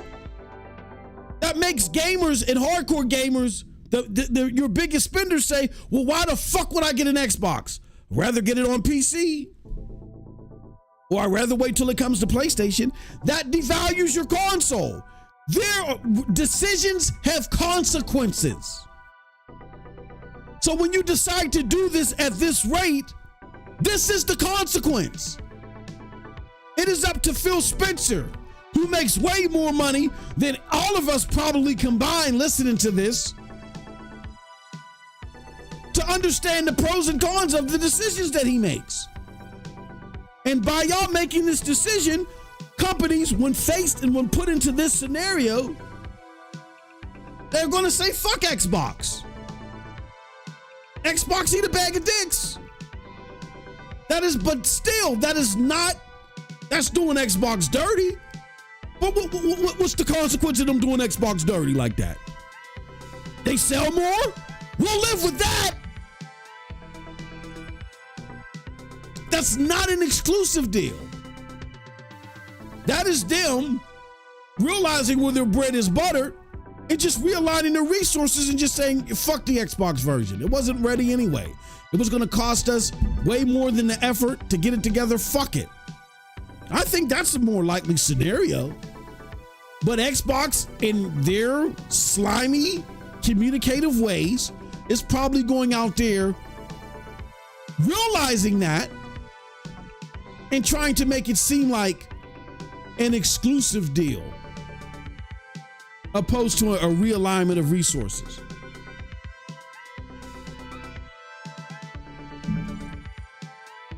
I think that's the most likely scenario. I don't think there was that's my, but if I'm wrong, as purveyors of the truth that we are, show us that we're wrong so we can now inform the people and cascade the truth. Where is the proof that an exclusive deal happened? Where is the documentation, the communications, the accounts? You should be able to produce something without your source revealing themselves. But maybe they can't produce anything because it's not an exclusive deal. Xbox is just butthurt over what happened. That PlayStation came in and bogarted all of the resources that were aligned to the Xbox version. Now, I believe that to be a likely scenario. Mantis Games, that's their name. Mantis Games, they're a porting house. So it very easily could have been that they could have went to a porting house and hired a porting house and said, we're going to hire this porting house to continue to figure out how the fuck to get this Xbox version up to par, but we're taking our experts and putting them on the PlayStation port. Because PlayStation paid us to expedite the quality of their port. They didn't pay us and say, hey, take all your people off the Xbox. PlayStation just cares that you fucking, increase the quality of their support because they are overly concerned about Digital Foundry. They don't care how you fucking do it as long as you get it done. Now, you deciding to reallocate all of your resources and take them off the Xbox board, that's your decision. That's not PlayStation paying for an exclusive. That is the most likely scenario.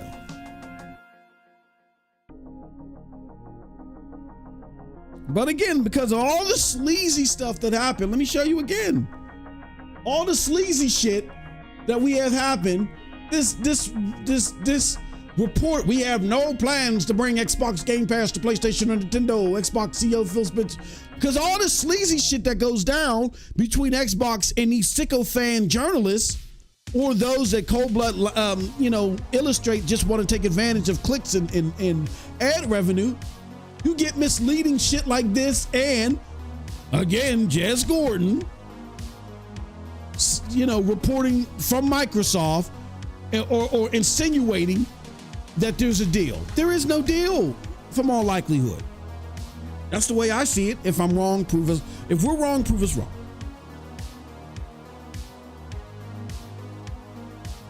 Ice Queen Gaming says, hold on, let me get to your comment there. Ice Queen Gaming says, if there is a deal, if Sony had the marketing for Black Myth Wukong, then we would have seen all the ads. That's what I'm saying. We would have seen the ads,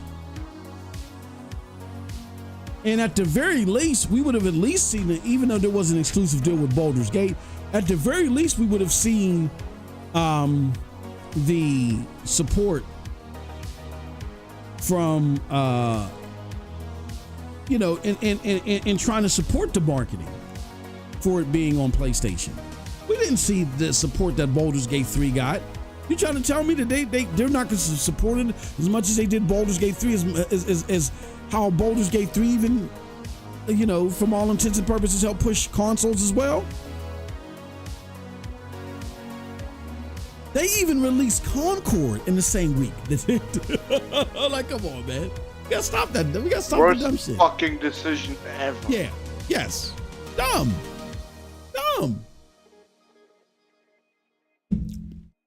But it's not a decision that you make after you paid for exclusivity at any level from somebody else. You don't do that. But right there proves that that's bullpucky.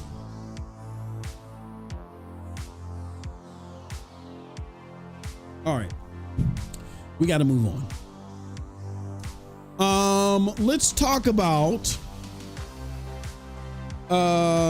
Let me do this.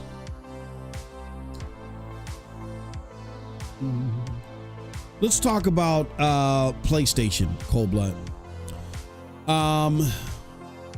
So we had the director at Marathon. He was fired because, by all intents and purposes, it looks like that he may be a sleazebag. We don't know. We'll see. We'll see once, everything goes through its courses, but apparently PlayStation believed for him to be one, and they got rid of him. Marathon director fired at Bungie over inappropriate conduct. The director behind Marathon at Bungie was fired this year due to inappropriate conduct, according to Bloomberg. Chris Barrett was fired from Bungie in the spring after being accused by several female employees of inappropriate behavior. Per the report from Jason Schreier, at least 8 female employees came forward against Barrett to the company. From there was an investigation that took place. The investigation discovered that Barrett would call lower-level employees attractive while also asking them to play truth or dare. On top of that, Barrett flaunted his wealth and power within the company while hinting that he would help people advance their careers. Messages that were sent to Schreier showed requests to hang out with the women involved, as well as texts that were flirtatious. It was also said that Barrett's interactions with women had similar patterns. Barrett would befriend women in the studio in various departments and then send them a barrage of text messages that blurred the lines between professionalism and personal, Schreier wrote. In a statement, Barrett had apologized for his conduct. Now, someone surprised. Yeah. In lieu of this, like, bro, he is literally an ex-employee of Activision, the company that almost got sued to oblivion because. Oh, I didn't even know that.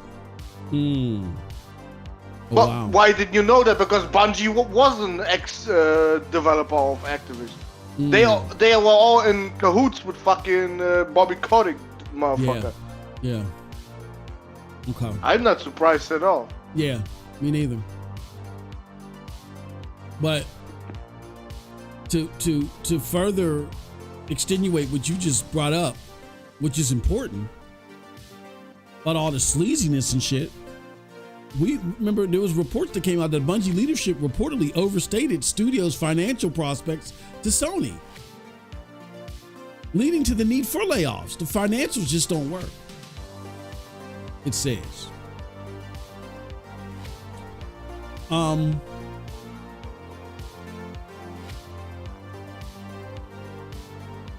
We also got Jason Schreier's report here, where he goes into detail. He goes into significant detail about what happened over at Bungie. It's an extensive report. It's a long read too, but you can definitely check it out. I think he made this one public. But the most interesting part of this, and we alluded to this in the last segment, is that IGN, while all this was happening with Barrett, IGN had wrote a puff piece on Bungie, the battle for Bungie's soul inside the studio struggle for a better workplace. And these people are sitting there talking like they rectified everything within the studio and everything's better now. And, IGN made it seem like that, Bungie was a shining example of what it was like to change and be better, when they clearly weren't. So with that said, Cold Blood, my question to you is, first, do you anticipate there will be even worse news coming out of this Sony cleanup of Bungie? Do you think we're going to hear more controversial stuff with this company? I hope not, because I think Sony HQ is fucking burning right now. fucking Concord is a absolute fucking garbage ass flop. No, Bungie has lost their fucking director for another live service game. Mhm. Oh boy. I think if Bungie is gonna do even more bullshit, they might be out. Mm-hmm. Like Better people with you can't- Firewall. Yeah. Yeah, I think Firewalk's days are numbered. I think they're going to probably. I think what's going to happen is if they can't clean this up, like I think Concord will go free to play, and if that doesn't start to change things around, then Firewalk is going to be disbanded, and they'll keep some talent and absorb them into other studios. And I think they'll do the same thing with Bungie. They've already extrapolated at, what was it, 75 people? They've already pulled out 75 people out of Bungie and threw them into, well, they saved 150 and then took another 75, I think, and threw them into, if my numbers are right, and threw them into PlayStation Studios or made them liaisons or something. Yeah. I will say this, though, which, again, shout out to the homie Doc Dark. I battled my homie Doc Dark where he was like, PlayStation is I don't think that they're panicked, but this is very uncomfortable for them, and they wasted a lot of money so far on Bungie, and things are not going well. I do think, thank goodness that PlayStation, I wouldn't say that they're panicked because I think they have a turnaround plan, meaning they refocus back on single player narrative games. And these games as a service titles are no longer at the crux of what they're trying to do. I think if Jim Ryan was still there, or if ABK had went exclusive, oh yeah, they would be shitting themselves. I think, but they got their fingers crossed and they're hoping they can start turning this shit around, and this isn't too bad, because they are definitely concerned. Because when they were trying to do this games as a service push, they borrowed a lot of money in order to do it. So they owe investors a lot of money. That's why I think they kept half of those games as a service titles instead of getting rid of all of them. Or getting rid of most of them. I understand fucking Helldivers 2 was right around the corner, but the reason why, and you know, I don't know, I think Concord, they knew what was up with Concord. That's why hardly nobody knew about it. There's probably people that work at PlayStation that don't know that game was out. And that Fair Games, I can see them maybe putting that out at some point in time in a time period that relatively makes sense. But I'm surprised that it just wasn't those 3 games that survived and everything else got killed. Because there's supposed to be 6 games that they kept. But I think they're trying to see if they can make back their money. If they can make back their money for their investors and give it back to them. At least be out of the red and you know, give them their money back. Because here's the thing. Sony doesn't have the capital of Microsoft. We don't know what bullshit Microsoft can pull in the future. If Sony can't at least turn a profit for these investors, they're going to have a hard time doing it in the future. And they might actually need it for something big.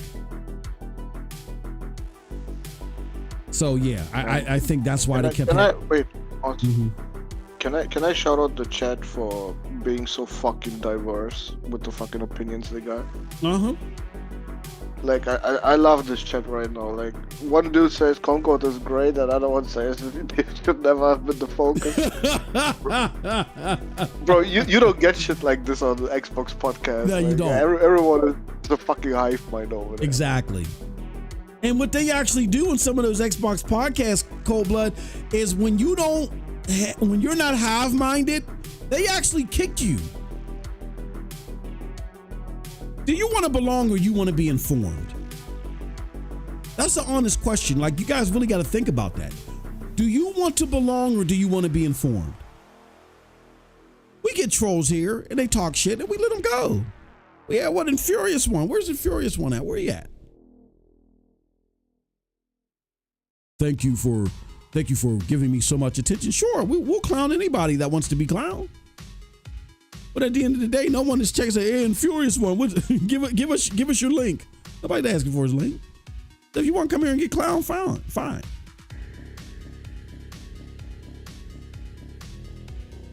Yeah, we got Soldier for Life 504. And that's the thing. He said I'm starting to sing a podcast. That's the thing. We love diversity of thought. We may not agree with everybody's opinions, and we'll voice our opinion, but we let y'all rock in the chat, man. We let y'all rock. That's how me and Cold Blood became cool. Cold Blood and I argued our way into our friendship. and we haven't let up yet. But we appreciate diversity of thought here. You're not going to get this elsewhere.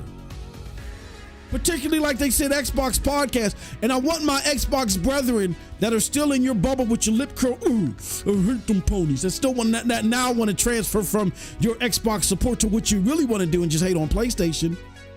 Ask yourself, do you want to belong or do you want to be informed? If it's the latter, come on over. If it's the former, I don't know what to tell you.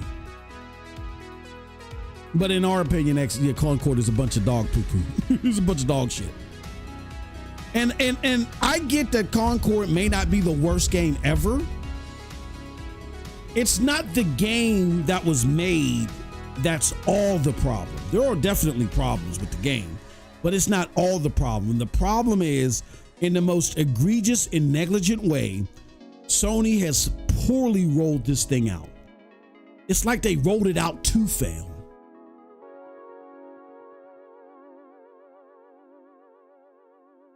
It's like, well, we got to have something. We got to put something in the catalog. We got to put a AAA game out there because we have nothing else slotted or that's ready. Fuck it, Concord. There you go. See, and they just shoved it out. Sink or swim.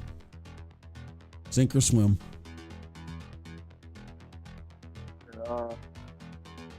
I have to disagree with the Claymores. What they say?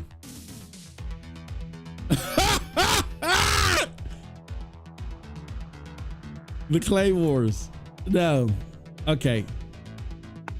I got to be careful how I say this. Oh no, go ahead, Cold Blood. Go ahead. You want to elaborate on it first, and then I'll go after you. You know I go on and on and on. So, when I played the open beta, and was like, I don't want to play this anymore. Is that me being influenced by the angry mob, or is it just me not liking the damn game?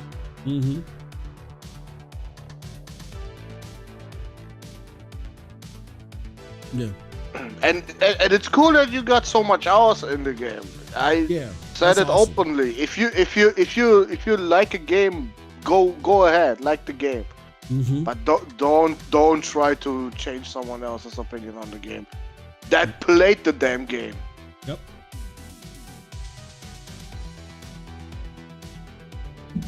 And please, for the love of God, do not deny the failure of this game.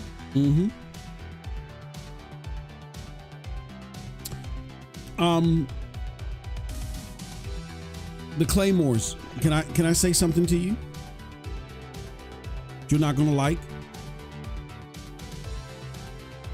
I knew what this game was before you did. Like when people were guessing, well, what is this going to be like? I knew before you did. I may not have the world's best connections in the world, but I have some, in some regards. I may not have mad connections, but when it comes to actual games and what they are and how they play, I have some. I knew what this game was before you guys knew what it was.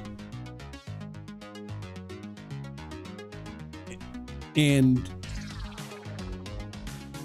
I knew and I documented where appropriate the same things that I'm saying about this game now. As a matter of fact, the only thing that I will say that I didn't accurately describe on how this game would land is I thought it would do better on PlayStation. I thought it would do better on PlayStation. No, you meant on PC. No, I did think it would do better on PlayStation. I think because my theory was. No, you said PC, and then I said no, that's a fucking PlayStation game. Did I? Okay. Yeah. Yeah. Okay. You definitely did. Okay. Yeah, I thought it would do better on PC. I don't know why I thought that. I don't know why I thought it would do better on PC. I was thinking. The Claymores, it's not, bro. The fun factor of a game I never said it's have anything to do with it. Mm-hmm. All I said is, do not deny the failure of this game. Mm-hmm. Even if the gunplay is good, that doesn't change the fact it's still a game that was completely unnecessary. Yeah, nobody wanted it. At the end of the day. Yeah. Well, if I what and I meant, we don't look. We could have had another game with that kind of budget that this game got. Mm-hmm. A good fucking single player game. We didn't get it. Yeah. Because Sony tried to do we need multiplayer games, whatever. Now we are stuck with Concord, which is for some people fun, I guess, but goddamn, almost nobody showed up for the game. Yeah. Nobody's debating whether people would like this game. I said people would like this game. Now I told Cold Blood it was PC, but maybe because the way I envisioned it is I didn't think PC people would like this game. I thought that Sony people would cap for this game and boost it up and maintain this game until like the beginning of the year, and then they would drop their support, and that didn't even happen. I didn't say it was a horrible game. I said the problem with the game is the gaming community wants a AAA banger to bring out the holiday season, and this is the closest thing that they got from a Sony first party, and that's not what they asked for. Like everywhere you go, when you objectively look at why this game is not getting attraction, it's not appealing to anybody. Let me give you an example. On a hot day, you might want some ice cream. No. I'll reverse that. On a wintry cold day, for somebody might say, "Oh, give me something sweet and tasteful," right? And generally, what people would have like some hot cocoa or some hot chocolate or some type of hot beverage, right? You come back with an ice cream sandwich, and it's fucking 40 below zero and shit. I want no fucking ice cream sandwich when it's 40 below zero. The ice cream sandwich could be good as hell. But timing means everything, even in gaming. You guys have seen it. There's been plenty of games out there that have been cool, but they were thrown in at bad times. We're saying by all indications, I said that in order for this game to survive or have any chance at survival, because it's mid from an objective standpoint. From a general standpoint, as far as its reach and its plausibility and how many people would actually like it, even its target demo, it's mid. It's enjoyable. It can actually see some success, but a few things would have to happen. A, you cannot launch it at this time. It needs to be like a first quarter game for one. For 2, it needs to be free to play because it needs to get engagement. Now, Cold Blood came up with a better scenario. You do something where you limit the access, but make it available free to everybody with limited characters and stuff like that, and you don't get progression. And if you want to get the extra characters and you want the progression, then you pay for the game. But you got to put this game in people's hands in a free fashion some way. And bring up engagement so people can see what it is, then they can pay for it.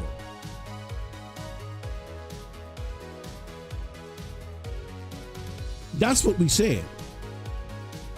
There is an avenue where this game could have seen success. So yeah, if there's a small sector of you that love this game, and what does that mean? Some say the cucumber makes the better pickle. What? Doesn't make sense. Exactly. Neither did this when it rolled out. The 5 of you that heard that and was like, oh yeah, that makes perfect sense. The cucumber and the better pickle. Yeah, it doesn't matter. Objectively, its footprint did not have the reach that it needed for this game to be a success. So even though you like it, it's going to die off. And I don't know about you, but the things that I like, I don't want them to die off. I want the company to put it in a position where it can succeed. Because you liking it alone is not going to keep it alive. You guys got to look at things more granularly. Look at the bigger picture. Yes, it could be fun. Yes, there could be a demographic for it. But if the company doesn't position it in a certain way, it's going to die off and it's going to be a waste.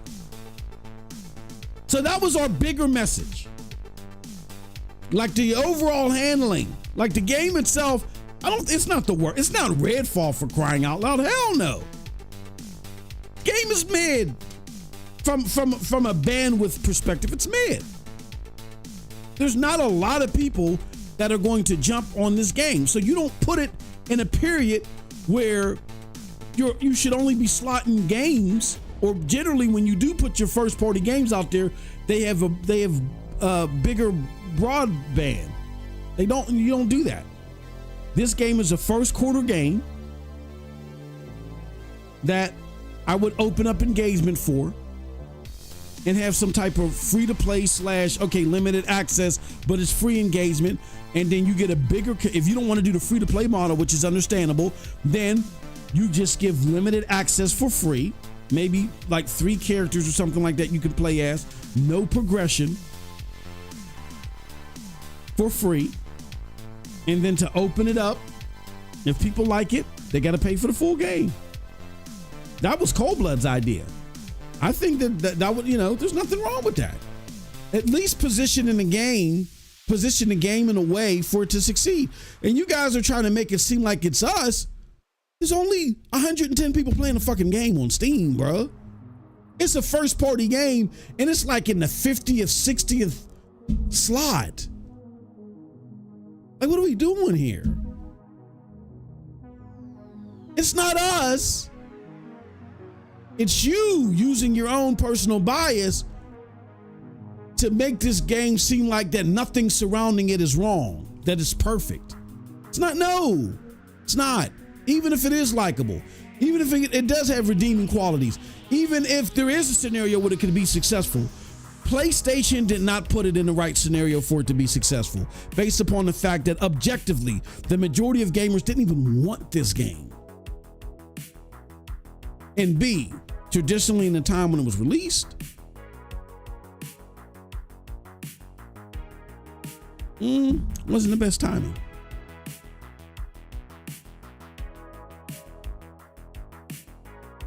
Impatient Fire said Sony should have known better. He said the market for hero shooters is oversaturated, and the most popular games in the genre are all free to play. I wonder what was Sony smoking or drinking. Here's what I think, Impatient Fire. I think that this game was a direct result of Jim Ryan panicking over the APK deal. You got to look at the timeline here, and I have. Let me see if I can find it super quick. Jim Ryan panicked over this deal, over the APK deal, right? Is this, hold on. I think this is it right here.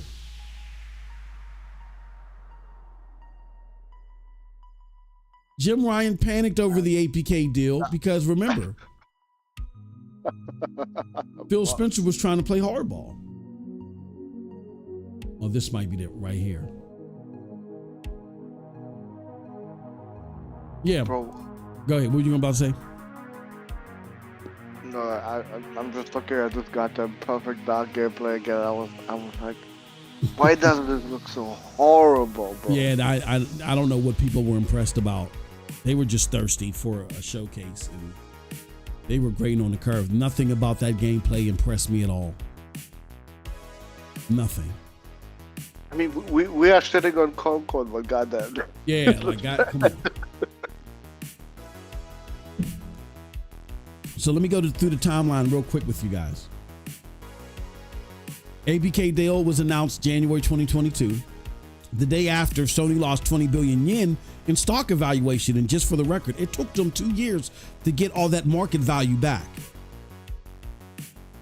In May of 2022, Jim attempts to get Microsoft to agree to terms to say, hey, look, you guys are going to keep our relationship that we have long-standing with ABK, and we're going to keep access to the ABK games.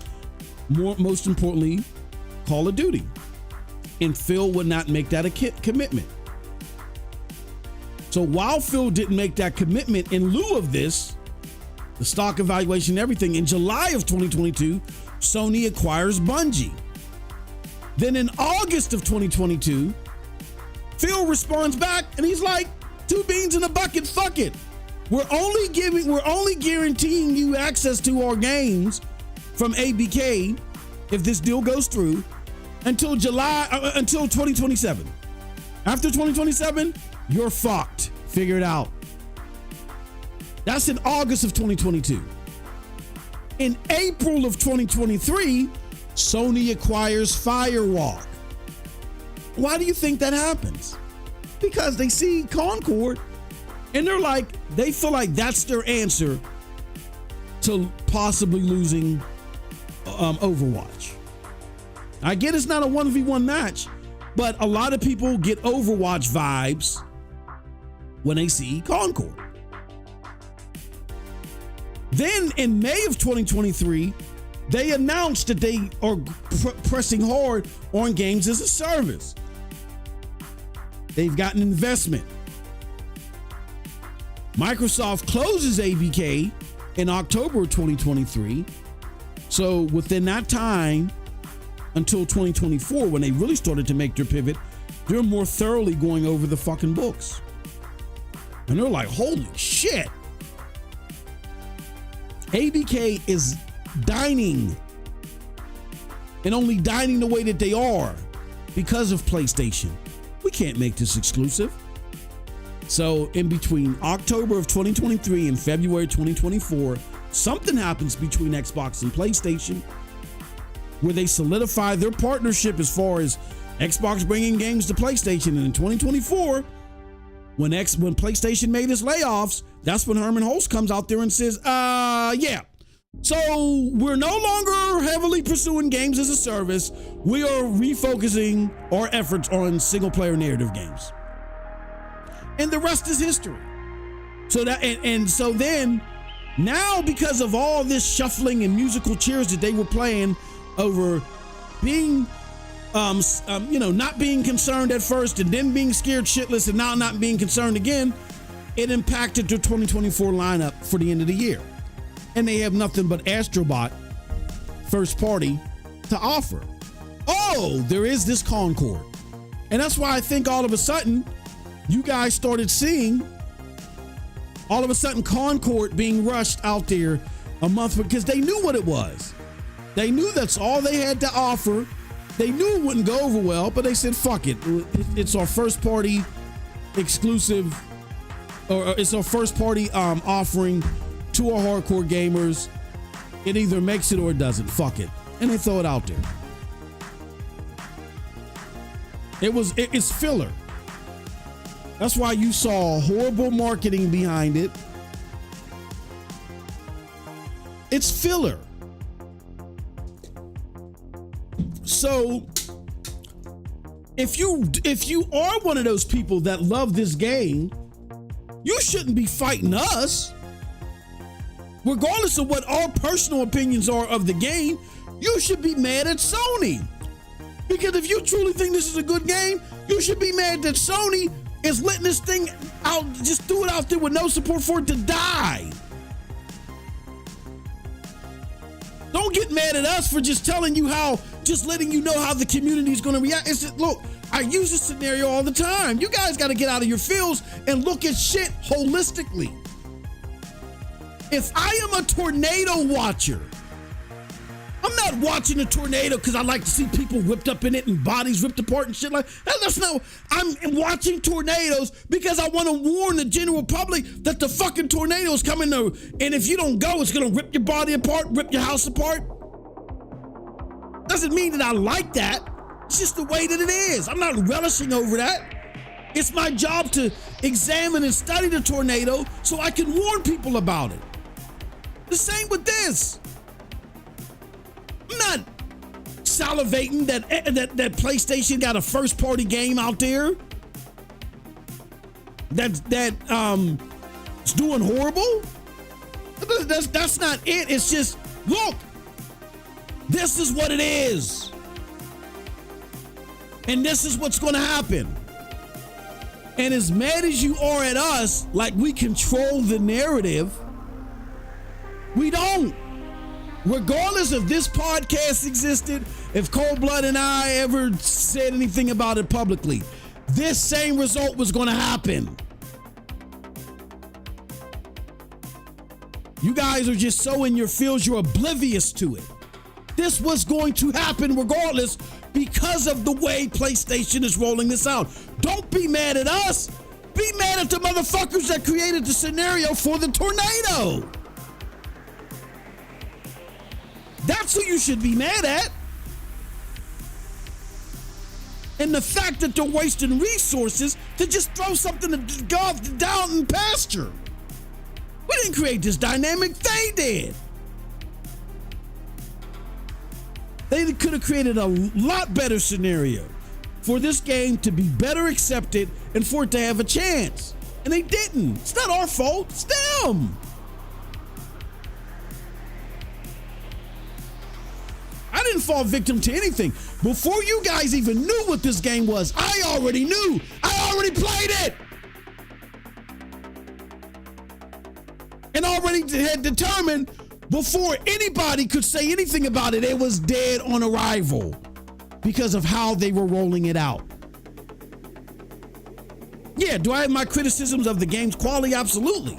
But I've always maintained that there's a possibility this thing could be successful. And they're completely doing the exact antithesis to help it be successful. That's it. Don't be mad at me, the tornado watcher.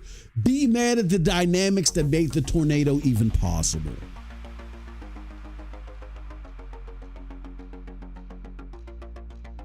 Juice said Perfect Dark. What did he say? He said Perfect Dark is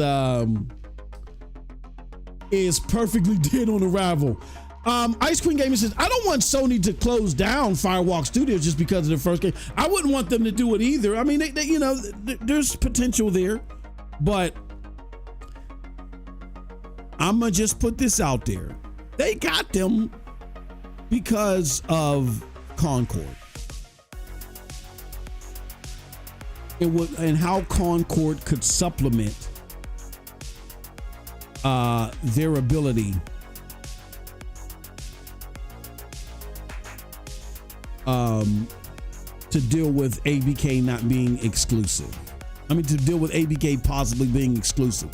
So now that ABK is not exclusive, they really don't need Concord.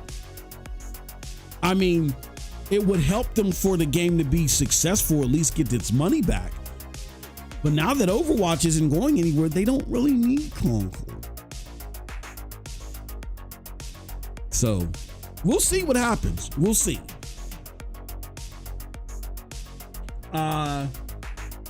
Who says Helldivers 2 will pick up the mishap, very successful overplay. I mean, again, hopefully Helldivers 2 can continue to see success and maybe it can see a resubmergence.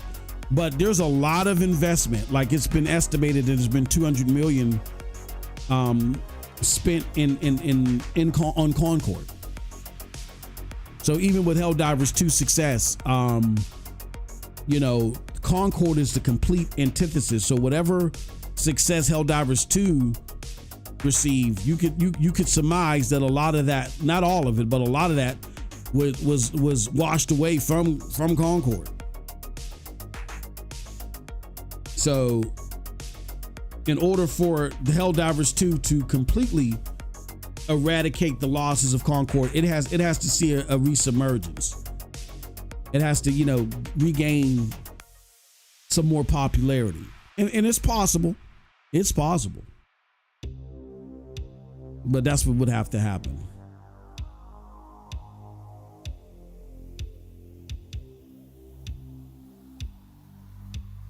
It says, I just need PlayStation, Sony to keep trying to, we need a traditional multiplayer story mode co-op and multiplayer PvP that the whole PlayStation, I mean, yeah.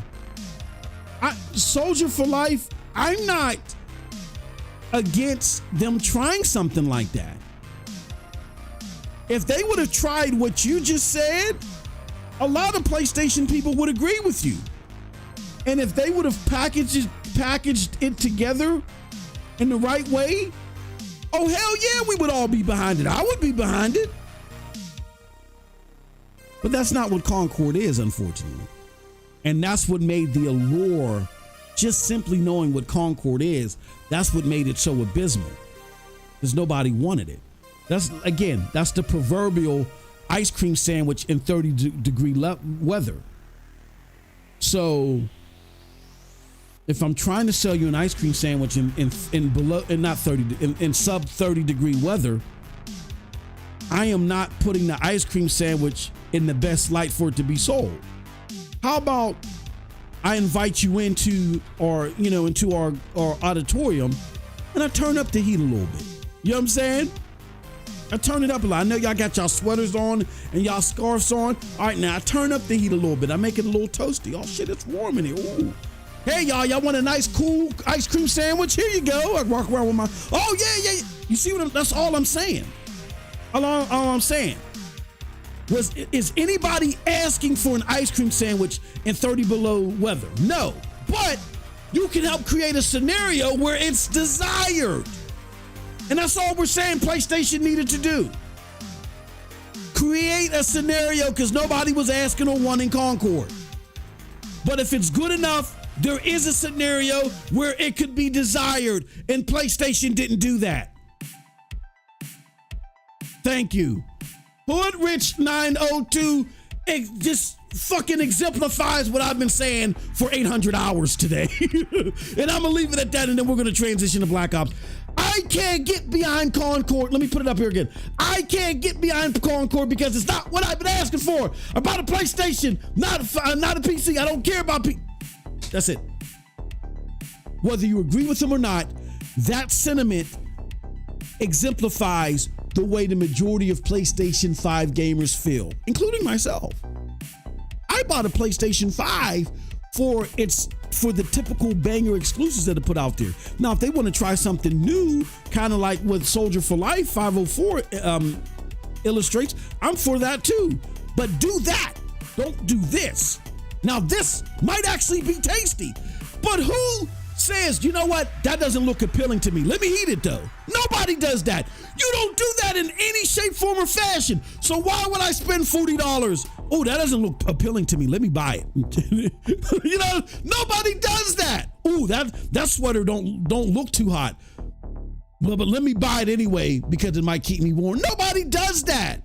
And they're not going to do it in gaming. They didn't put it in the most appealing scenario. Again, ice cream sandwich. You trying to sell it in 30-degree weather? You trying to sell in less than 30-degree weather? You're not going to get any sales. It's 30 below, and you trying to sell ice cream sandwiches. Bring us into the auditorium. Hey, come into the auditorium. We got something to tell you. Turn up the heat a little bit. Make it toasty. And then come around with your ice cream sandwiches. Nice and cool. Ooh, you want a nice, cool ice cream? There you go. That's all we're saying. All right, I'm done with that. Let's move on.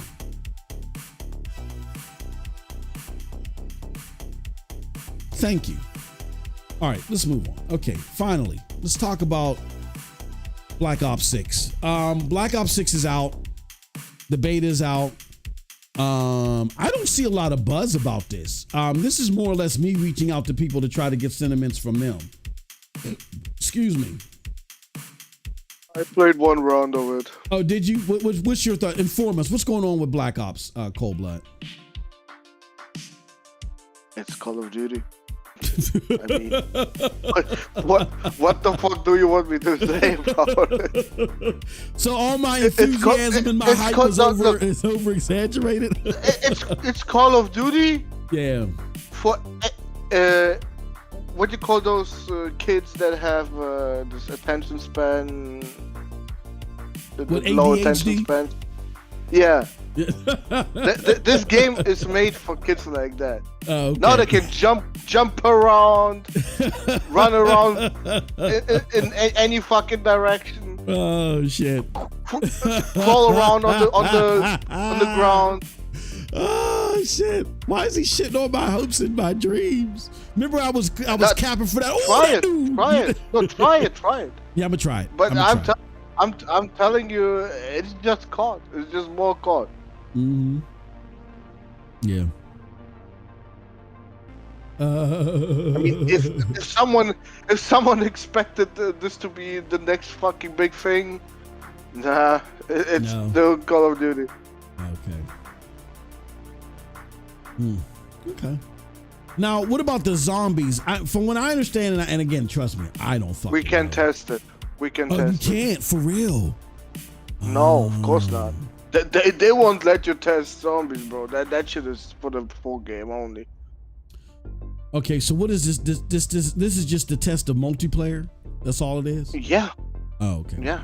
Yeah. Well, I mean, I'll try it and get my ass handed to me, but I'm thinking of letting you soul free. No. No. He said, I'm about to go play Concord right now. Who's coming with me? They're like, fuck you, MM2K. Fuck that water. I'm tired of you talking your shit.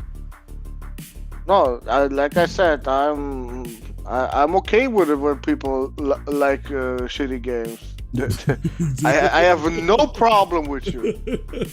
Go right ahead. Just don't try to convince others of this game being the fucking masterpiece that it is. Yeah, I played it well before y'all. I I've had conversations about the game, and via my conversations, exactly what I'm saying to you now, opposite of when I told Cold Blood that I don't know why I told him that, because that I thought that I told him that the PC base would hold it up. But what I meant to say was I thought the PlayStation, because that's what I thought was the PlayStation gamers would cap for it. As we're seeing now, we're seeing something, but too many are not drinking the Kool-Aid. I thought a lot more would come out there and drink the Kool-Aid. I am glad people like P-Rock keep it real, bro. Yeah, exactly. Yeah. Yep. I've been new with because this game. it would have been such a headache if every single pony was defending this game. Mm-hmm. Yeah. I would not know who to trust at that point. I'd be questioning the meaning of life. Yeah. But I knew it. I knew that game being rolled out at that time was not going to do it. I knew it. Okay, I knew now tell us how great it was of Ubisoft to release Star Wars Outlaws. Oh, yeah. You talk about Bamboozle? That was. I'm gonna be honest. I've come to the discovery that Ubisoft is dog shit, and the vision that they once had. Because I do like open world games, but that vision, the honest, quality narrative vision of open world games, they've long abandoned that. And now they're taking talent. Me and Cold Blood disagree on the talents of Massive, but I feel like the games that Massive make are more for me. They're even, instead of using their talents to put out great shit, they're exploiting their talents, like how Matt Booty wants to use third-party developers to make second-party games with third-party polish, whatever the fuck that means. It's like taking a master chef and instead of him giving him a whole bunch of steaks to cook, you're like, oh, dude, just use your skills to whip off 3,000 peanut butter jelly sandwiches. This game is, now, people are saying, and I'm somewhat experiencing, but not at a great level. People are saying that the game opens up more the longer you play and you get into the open world, and that may be the case. But at its core, this is what I keep forgetting their names. Who's the name of the people? Outright Games. This is an Outright Games. You know what I'm saying? A game meant for the least skilled player that wants to be in a Star Wars atmosphere. So you took a developer that's known for having buildings, intelligent AI, putting you in crazy scenarios and shit. You play the Division 2 now, you're getting popped all over the place. Like it's fucking OP now, like it's crazy. You take a developer that's known for doing that. Even Avatar, which Avatar was mundane in a lot of ways, but even Avatar was a lot better than, as far as this AI was better than this. You've simply made an Outright Games for the most casual, least skilled player,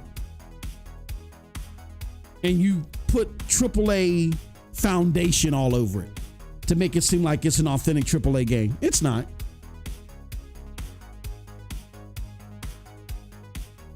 It's the biggest. If it's not the biggest bamboozle this generation, is the biggest. Because I want to say it would have qualified for the biggest bamboozle this generation if up until launch people were, if they would have marketed in a way, if they would have been more effective in their marketing, and people were like, oh yeah, you know, if they treated it like the next Cyberpunk and shit. If that was the perception up until launch, it would have been the biggest bamboozle, not only this generation, but in gaming. But now it just is, you know, people were able to see the marketing as it was, and they lowered their expectations, including myself. And it's the biggest bamboozle still this year. It's simply put a trivial game that's trying to take tropes and elements from games that are successful, and it slapped it together hastily in a game that I can give my cat can finish in 12 hours. This is an embarrassment. And I think what's even more embarrassing, I'm gonna be honest with you, and I don't say this to gamers. Like, there are gamers like the homie IOG and other people that like this. If you guys like it, fine. I'm not talking about you guys. I don't go to the average gamer to get critical analysis. You guys play games just for the pure fun of it. You're just going from landscape to landscape or whatever, and you're playing a game. But when I listen to a journalist or a reviewer break down the game,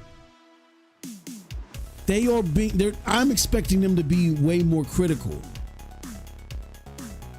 And I simply don't understand most of these scores that has this game is high. It's a 7 at best. I'm even pulling back my 7.5. It's a 7 at best. I don't understand these scores. Is it that bad? Like, are you guys going through Demon Souls fatigue and you want something easy?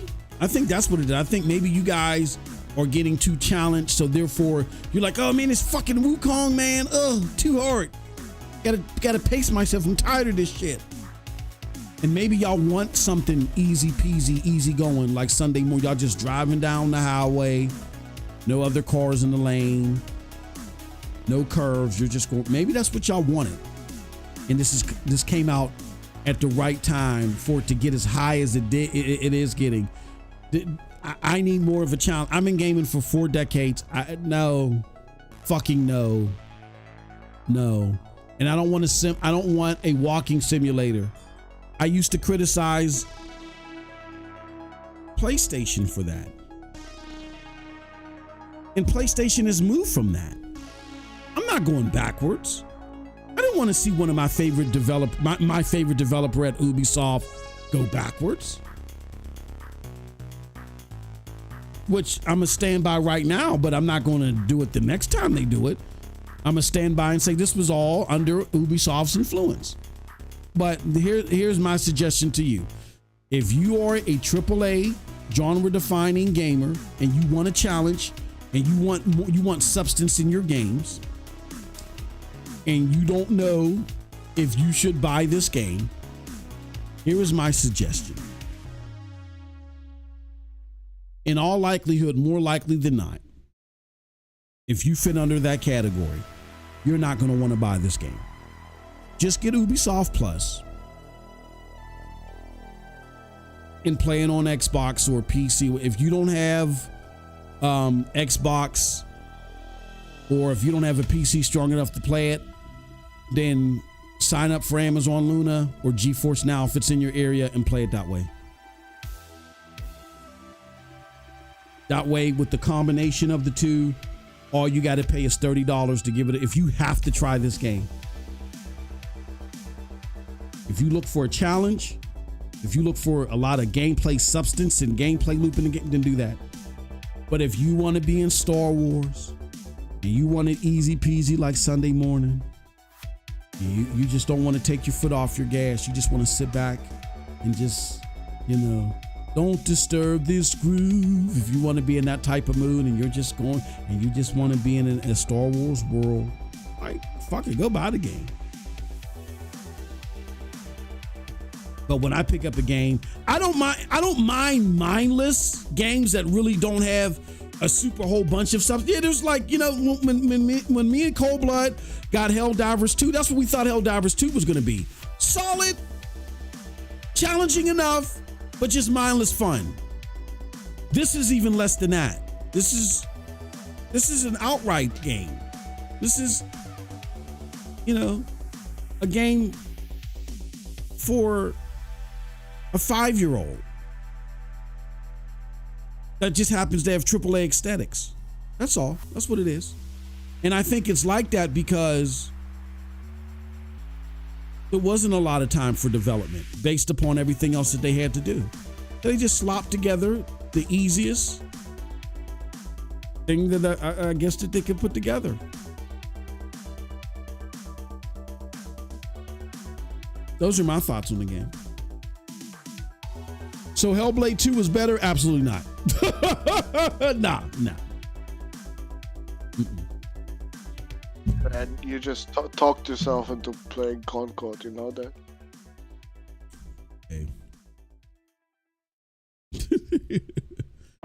It is time. Me and Sean gonna make you play it. I mean, if y'all want me to play Concord, that wouldn't be. I mean, Concord. I don't think Concord is horrible.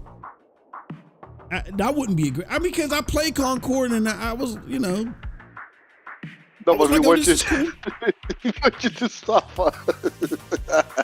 No, I'm serious. Like the dude with the pistol, the revolver. Oh, I like playing with him. It was cool. No. We're gonna have also rules. Who you gonna play? You're not playing the good characters. It don't matter. I mean, I didn't think Concord was horrible. Yeah, that's not, and that's why that doubles down on my whole thing. It's not that Concord is horrible. It's just not suitable at all for the time. I mean, but if you're gonna play dog, I can play it. It's going to be a waste. It's going to be a waste of a foamy Friday. It is. You about that? Oh yeah. Now that one game that I had to test that I told you about that I got to keep playing for hours upon hours upon hours. If I had to play that shit, oh yeah, I would be pissed. But no, not Concord. It was all right. Well, Okay, we can also do Dustborn if you want to.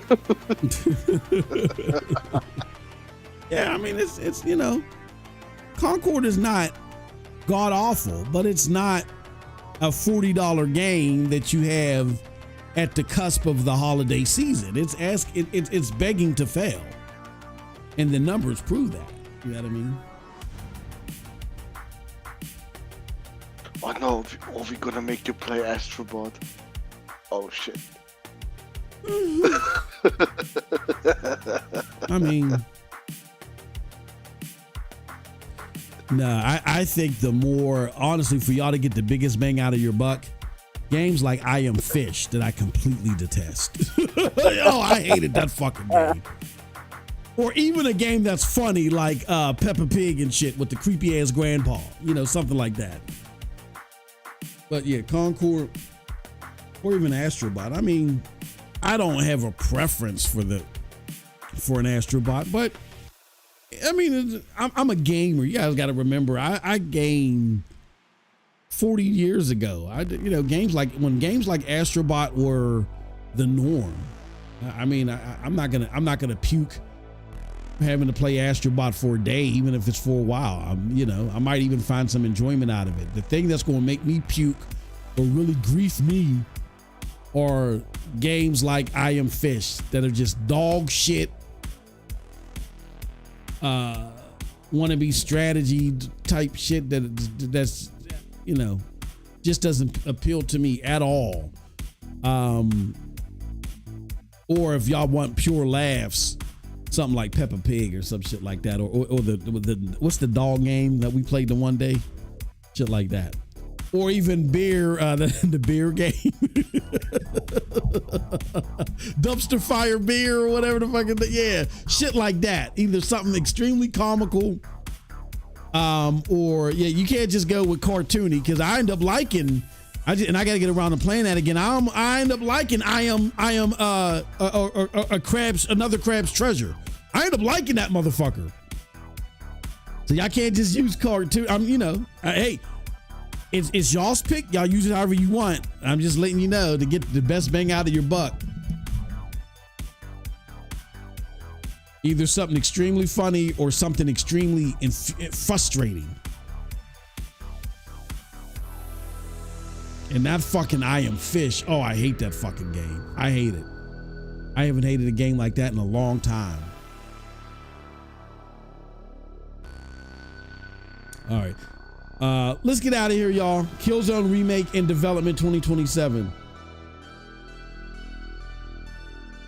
The first Killzone. I love the first Killzone. Let me tell you guys a secret. What's that? I was an Xbox fan that hated Halo. I didn't like Halo until the second half of Halo 3. And generally, I wouldn't buy Halo, but I was writing reviews and I was reviewing Halo. And I was like, this is more dog shit. And I'm about to give it a bad score. And then that second half, when I forgot what they call them, the alien, the other alien motherfucker, when you had to go through them and that ending sequence of Halo 3, I thought that was dope.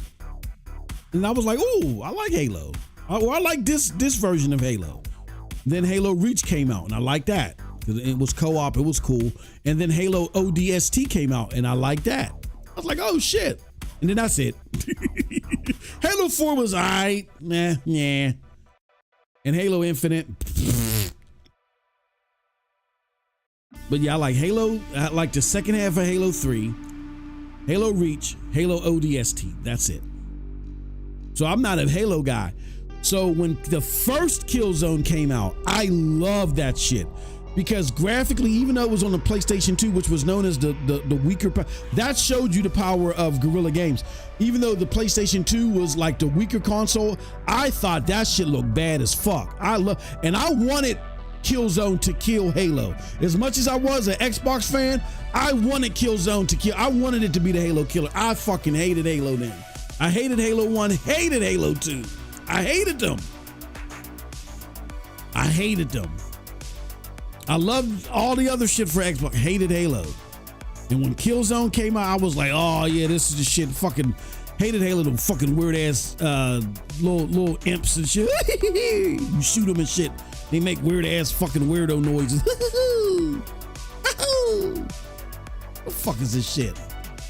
You had a badass sci-fi, realistic shooter in what Killzone. I love the first Killzone. I didn't like the rest of them, but I love Killzone 1.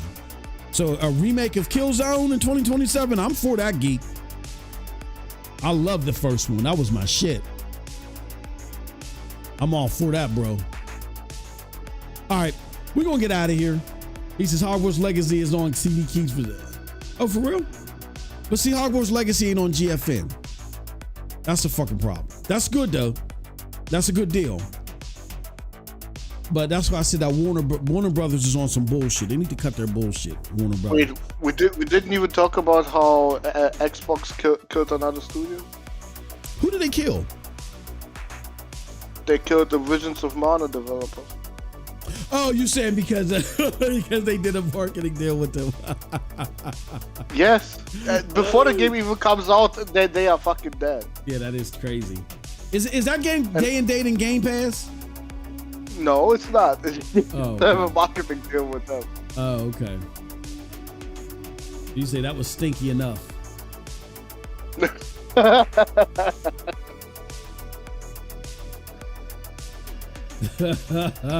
Hold on, let me show you guys something. This is funny as hell. Oh shit.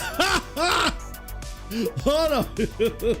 J-Dub is having a field day out this motherfucker. Let me show y'all this. He said, who did this? He said, Xbox revealed to be the source. Oh, for real? Is that true? Did we miss that? It says Xbox revealed to be the source. No, Moss. It's no. No, okay.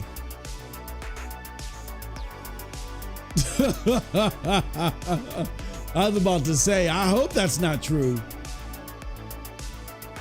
Oh, that would be some shit.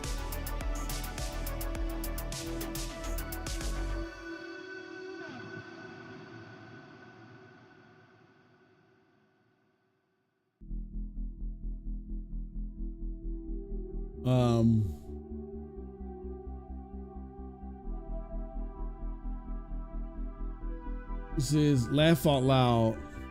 Imagine expecting someone at Microsoft to go to the shareholders and say, hey, I know our console market is a disaster, but let's show some spine. Yeah, like, just get over it. It's not an appealing, it doesn't have an appealing marketplace. Just get over it.